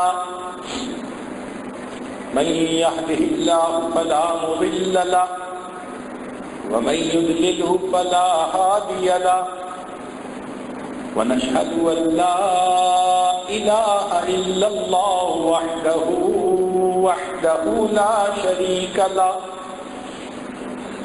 ونشهد أن سيدنا ومولانا محمدا عبده ورسوله أما بعد أعوذ بالله من الشيطان الرجيم بسم الله الرحمن الرحيم يا أيها الناس اتقوا ربكم الذي خلقكم من نفس واحدة وخلق منها زوجها وبث منهما رجالا كثيرا ونساء واتقوا الله الذي تساءلون به والأرحام إن الله كان عليكم رقيبا وقال الله تعالى في مقام آخر يا أيها الذين آمنوا اتقوا الله حق تقاته ولا تموتن إلا وأنتم مسلمون وقال الله تعالى في مقام آخر يا أيها الذين آمنوا اتقوا الله وقولوا قولا سديدا يصلح لكم أعمالكم ويغفر لكم ذنوبكم ومن يطع الله ورسوله فقد فاز فوزا عظيما وقال رسول الله صلى الله عليه وسلم النكاح من سنتي وفي رواية أخرى فمن رغب عن سنتي فليس مني سبحان ربك رب العزة عما يصفون وسلام على المرسلين والحمد لله رب العالمين اللهم صل على سيدنا ومولانا محمد وعلى آل سيدنا ومولانا محمد وبارك وسلم۔ وکیل احمد صاحب، کیا آپ نے مسلمان منیبہ انعم جو بیٹی ہیں محمد سلیم صاحب کی، ان کو محمد فہیم صدیق جو بیٹے ہیں حافظ محمد صدیق صاحب کے، ان کے نکاح میں بہیول حق میں 50,000 روپیہ جو بصورت زیور معجل دیا جائے گا بمطابق شریعت محمدی سامنے شریک گواہوں کے ان کے نکاح میں پیش کیا۔ جی دوبارہ پوچھتا ہوں، وکیل احمد صاحب، کیا آپ نے مسمات منیبہ نام جو بیٹی ہیں محمد سلیم صاحب کی، ان کو محمد فہیم صدیق جو بیٹے ہیں حافظ صدیق صاحب کے، ان کے نکاح میں بہیول حق مہر 50,000 روپیہ بصورت زیور ادا ہوگا بمطابق شریعت محمدی سامنے شریک گواہوں کے ان کے نکاح میں پیش کیا؟ محمد فہیم صدیق صاحب، کیا آپ نے مسمات منیبہ انعام جو بیٹی ہیں محمد سلیم صاحب کی، ان کو اپنے نکاح میں بہیول حق میں 50,000 روپیہ بصورت زیور ادا کرنا ہوگا اور مطابق شریعت محمدی سامنے شریک گواہوں کے اپنے نکاح میں قبول کیا؟ دوبارہ پوچھتا ہوں، محمد فہیم صدیق صاحب، کیا آپ نے مسمات منیبہ انعام جو بیٹی ہیں محمد سلیم صاحب کی، ان کو اپنے نکاح میں بہیول حق میں 50,000 بصورت زیور ادا کرنا ہوگا مطابق شریعت محمدی سامنے شریک گواہوں کے اپنے نکاح میں قبول کیا؟ بارک اللہ لک و بارک علیک و جمع بینکما فی خیر۔ فرما رہے ہیں کہ بہت سارے مردوں کی طرف سے اور عورتوں کی طرف سے یہ پیغام ملا ہے کہ وہ اس وقت بیعت ہونا چاہتے ہیں، توبہ طائب ہونا چاہتے ہیں، تو دعا سے پہلے ان کو بیعت کے توبہ کے کلمات پڑھا دیں۔ جو احباب توبہ طائب ہونا چاہتے ہیں یا پہلے ہو چکے ہیں اس عاجز کے ساتھ کر، وہ دل میں یہ نیت کر لیں کہ ہم پچھلے سب گناہوں سے سچی پکی توبہ کر رہے ہیں اور آئندہ نیکوکاری پرہیزگاری کی زندگی گزارنے کا دل میں ارادہ کر رہے ہیں۔ مذکورات تک اگر آواز جا رہی ہے اور وہ بھی بیعت ہونا چاہتے ہیں تو وہ بھی دل میں یہی نیت کر لیں۔ یہ عاجز خطبہ پڑھے گا، پھر چند کلمات پڑھائے گا جو آپ نے پیچھے پیچھے پڑھنے ہوں گے۔ الحمدللہ وکفی وسلام علی عبادہ الذین اصطفی، اما بعد۔ یہ کلمات سچے دل کے ساتھ پڑھتے جائیے۔ بسم اللہ الرحمن الرحیم، لا الہ الا اللہ محمد الرسول اللہ، آمنت باللہ وملائکتہ وکتبہ ورسلہ والیوم الآخر والقدر خیرہ وشرہ من اللہ تعالی والبعث بعد الموت، آمنت باللہ کما ہوا بأسمائہ وصفاتہ وقبلت جمیع احکامہ اقرار باللسان وتصدیق بالقلب، اشہد ان لا الہ الا اللہ واشہد ان محمدا عبدہ ورسولہ، استغفر اللہ ربی من کل ذنب واتوب الیہ برحمتک یا ارحم الراحمین۔ چند معمولات سن لیجیے۔ 100 مرتبہ صبح شام درود شریف پڑھنا، اللہم صلی علی سیدنا محمد وعلی آل سیدنا محمد وبارک وسلم۔ 100 مرتبہ استغفار پڑھنا، استغفر اللہ ربی من کل ذنب واتوب الیہ۔ قرآن مجید کی تلاوت کرنا، ایک پارہ ہو تو بہت اچھا، ورنہ آدھا پارہ سے چلتے پھرتے لیٹے بیٹھے دل میں اللہ رب العزت کا دھیان رکھنا، دست بکار دل بیار، ہاتھ کام کاج میں مشغول اور دل اللہ تعالیٰ کی یاد میں مشغول۔ اور 5ویں بات ذکر قلبی یعنی مراقبہ روزانہ کرنا۔ طریقہ کار یہ ہے، جب صبح شام نماز پڑھ کر بیٹھیں تو تھوڑی دیر کے لیے ساری دنیا کے خیالات سے ہٹ کٹ جائیں اور اللہ رب العزت کی یاد میں ڈوب جائیں۔ یہ سوچیں اللہ رب العزت کی رحمت آ رہی ہے، میرے دل میں سما رہی ہے، دل کی ظلمت اور سیاہی دور ہو رہی ہے اور میرا دل اللہ اللہ اللہ، یہ میرا دل بول رہا ہے۔ آپ نے زبان سے بولنا نہیں ہے، زبان تالو سے لگی ہوئی، دل بول رہا ہے اور میں سن رہا ہوں۔ ایسے آپ اگر تلاوت قرآن سن رہے ہیں کسی قاری صاحب کی، تو آپ اس کو سنتے ہوئے نہ جھومتے ہیں، نہ ہلتے ہیں، نہ زور لگاتے ہیں، کچھ بھی نہیں کرتے، بالکل خاموش ہو کے تسلی کے ساتھ کان لگا کر اس کو سن رہے ہوتے ہیں۔ ایسے ہی آپ نے پرسکون ہو کر تسلی کے ساتھ بیٹھ کے دل کے کان لگا کر دل کی اللہ اللہ سننی ہے۔ شروع میں نہیں سنیں گے، بیٹھے رہیں گے تو اللہ تھوڑے دنوں کے بعد دل کی طرف سے یہ ادراک عطا فرما دیں گے، اس کو ذکر قلبی کرتے ہیں۔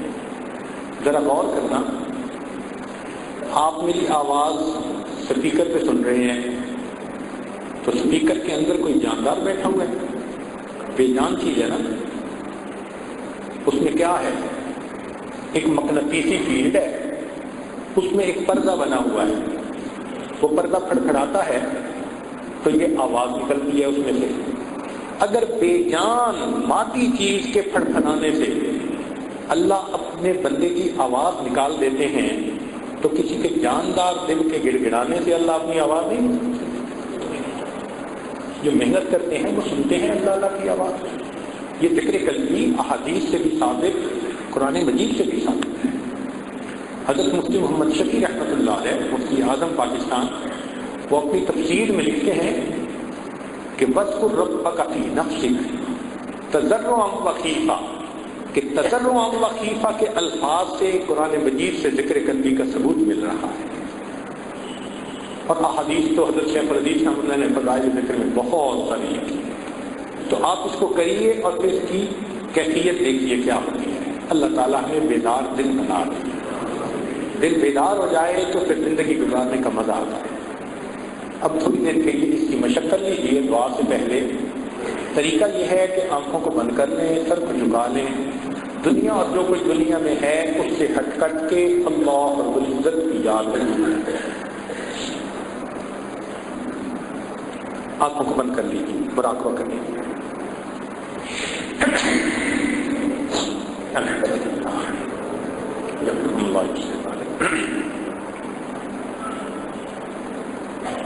انسان جب اپنے اندر جھانکتا ہے اسے اپنی اصل تصویر نظر آتی ہے۔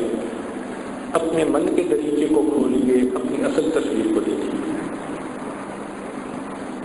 نیچے دیکھیے، نیچے دیکھیے۔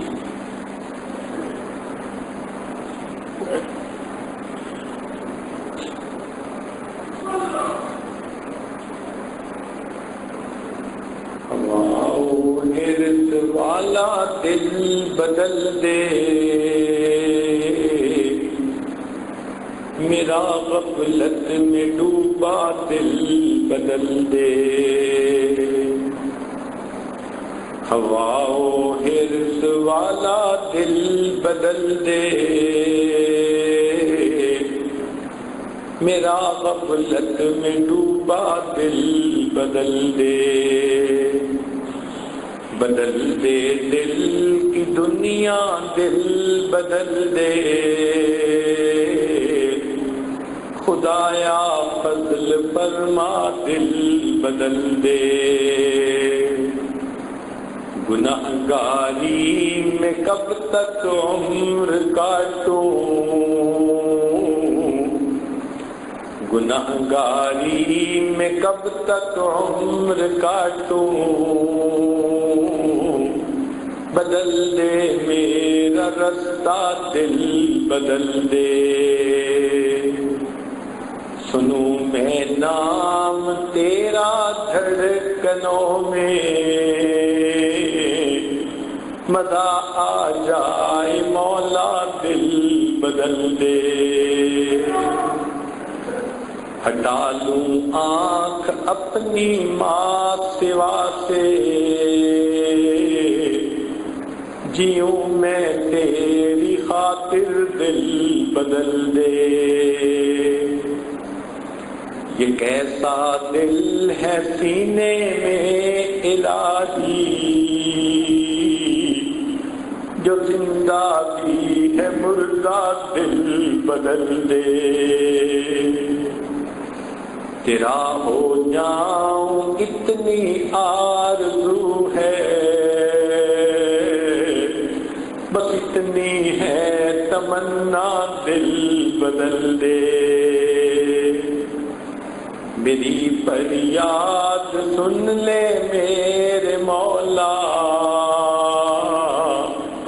بنا لے اپنا بندہ دل بدل دے، گنہگاری میں کب تک عمر کاٹوں، بدل دے میرا رستہ دل بدل دے۔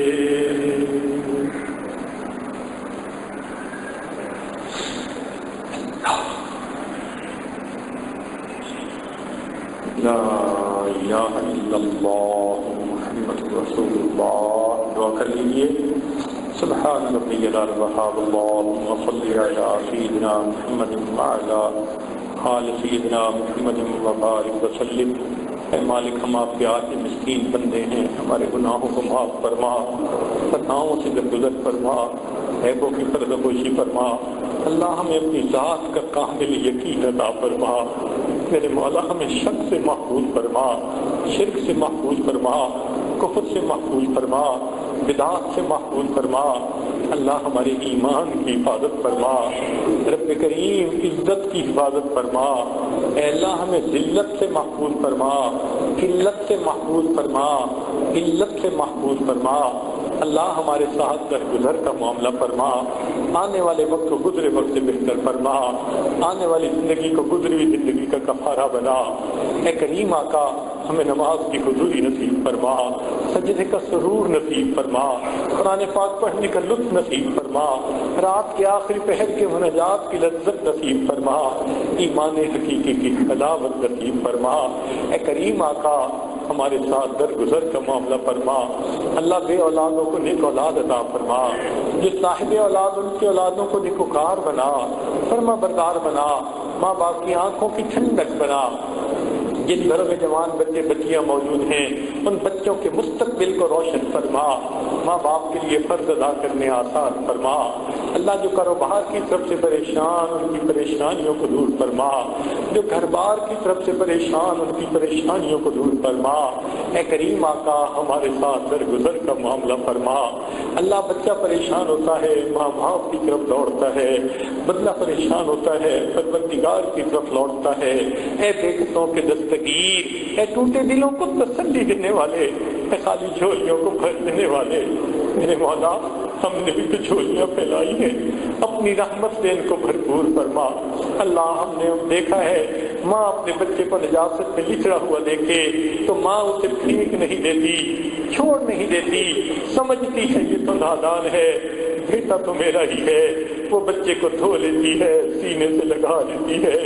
اے کریم آقا، ہم بھی گناہوں کی نجاست میں لچڑے ہوئے ہیں، میرے مولا ہمیں اپنی نگاہوں سے گرا نہ دیجیے، اللہ ہمیں اپنے در سے دھکا نہ دے دیجیے، ہمیں نفس اور شیطان کے حوالے نہ کر دیجیے۔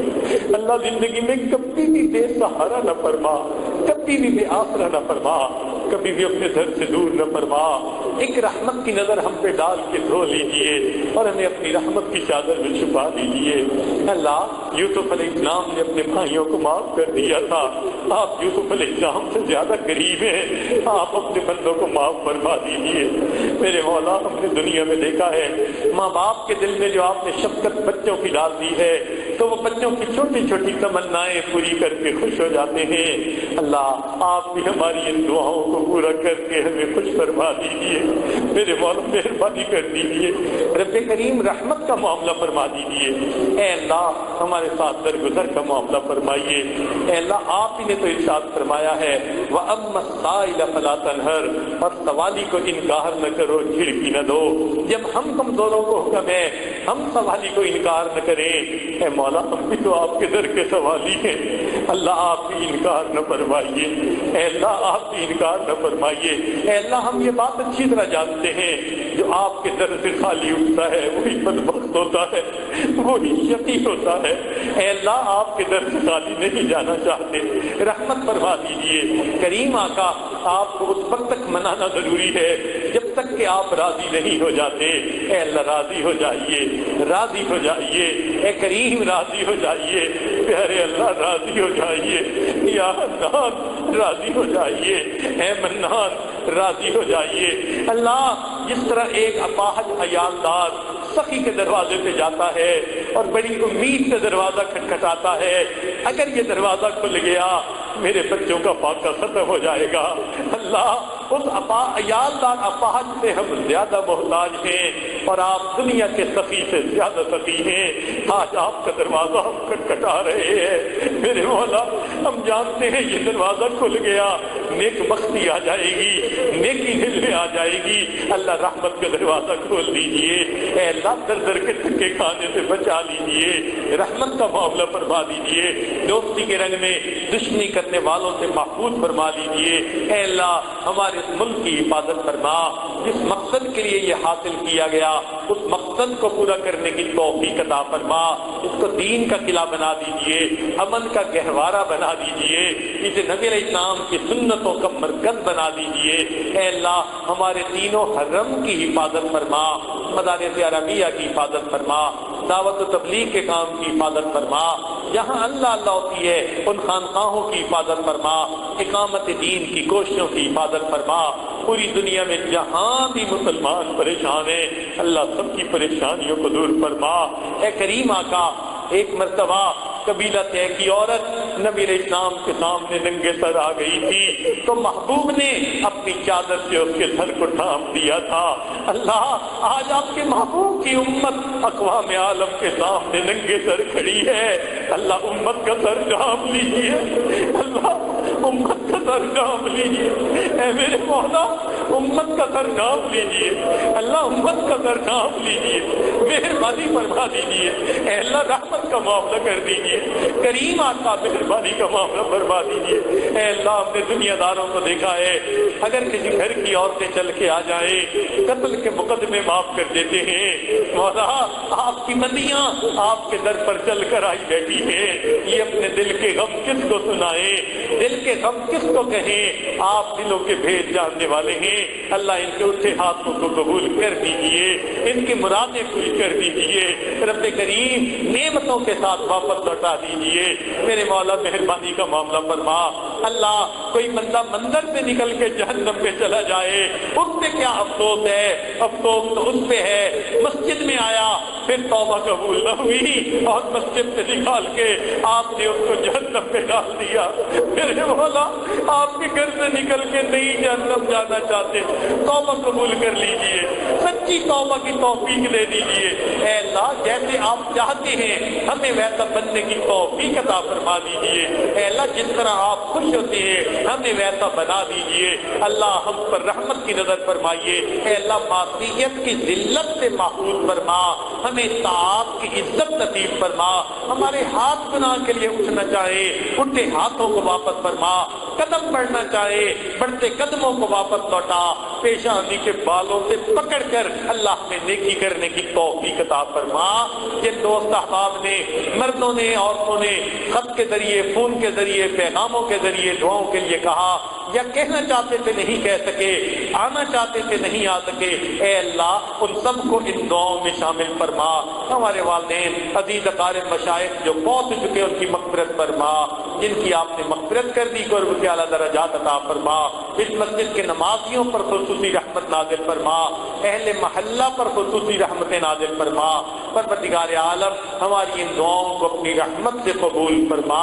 اے اللہ ایام حج ہیں قریب، اپنی رحمت سے جو بندے حج کے لیے جانے والے ہیں وہ کیسے خوش نصیب ہیں، احرام باندھ کے چلیں گے، لبیک اللہم لبیک پڑھیں گے، کوئی غلاف کعبہ کو پکڑ کے دعائیں مانگے گا، کوئی مقام ابراہیم سے نفلیں پڑھے گا۔ اللہ ہمیں بھی ان کو شاخ میں شامل فرما دیجیے، ہمیں بھی بار بار اپنے گھر کا دیدار عطا فرما، اپنے حبیب صلی اللہ علیہ وسلم کے در کی حاضری نصیب فرما۔ ربنا تقبل منا انک انت السمیع العلیم تب علینا انک انت التواب الرحیم۔ صلی اللہ تعالی علی حبیبہ سیدنا محمد وآلہ واصحابہ اجمعین برحمتک یا ارحم الراحمین۔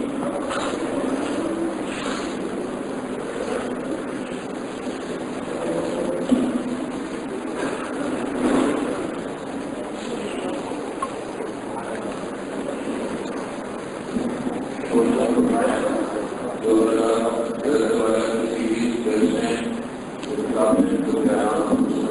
دینا چاہیں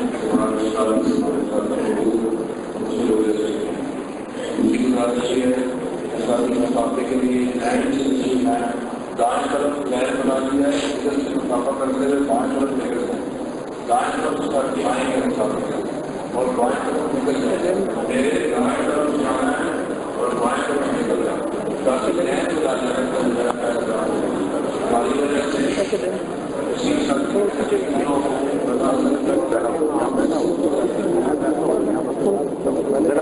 پیچھے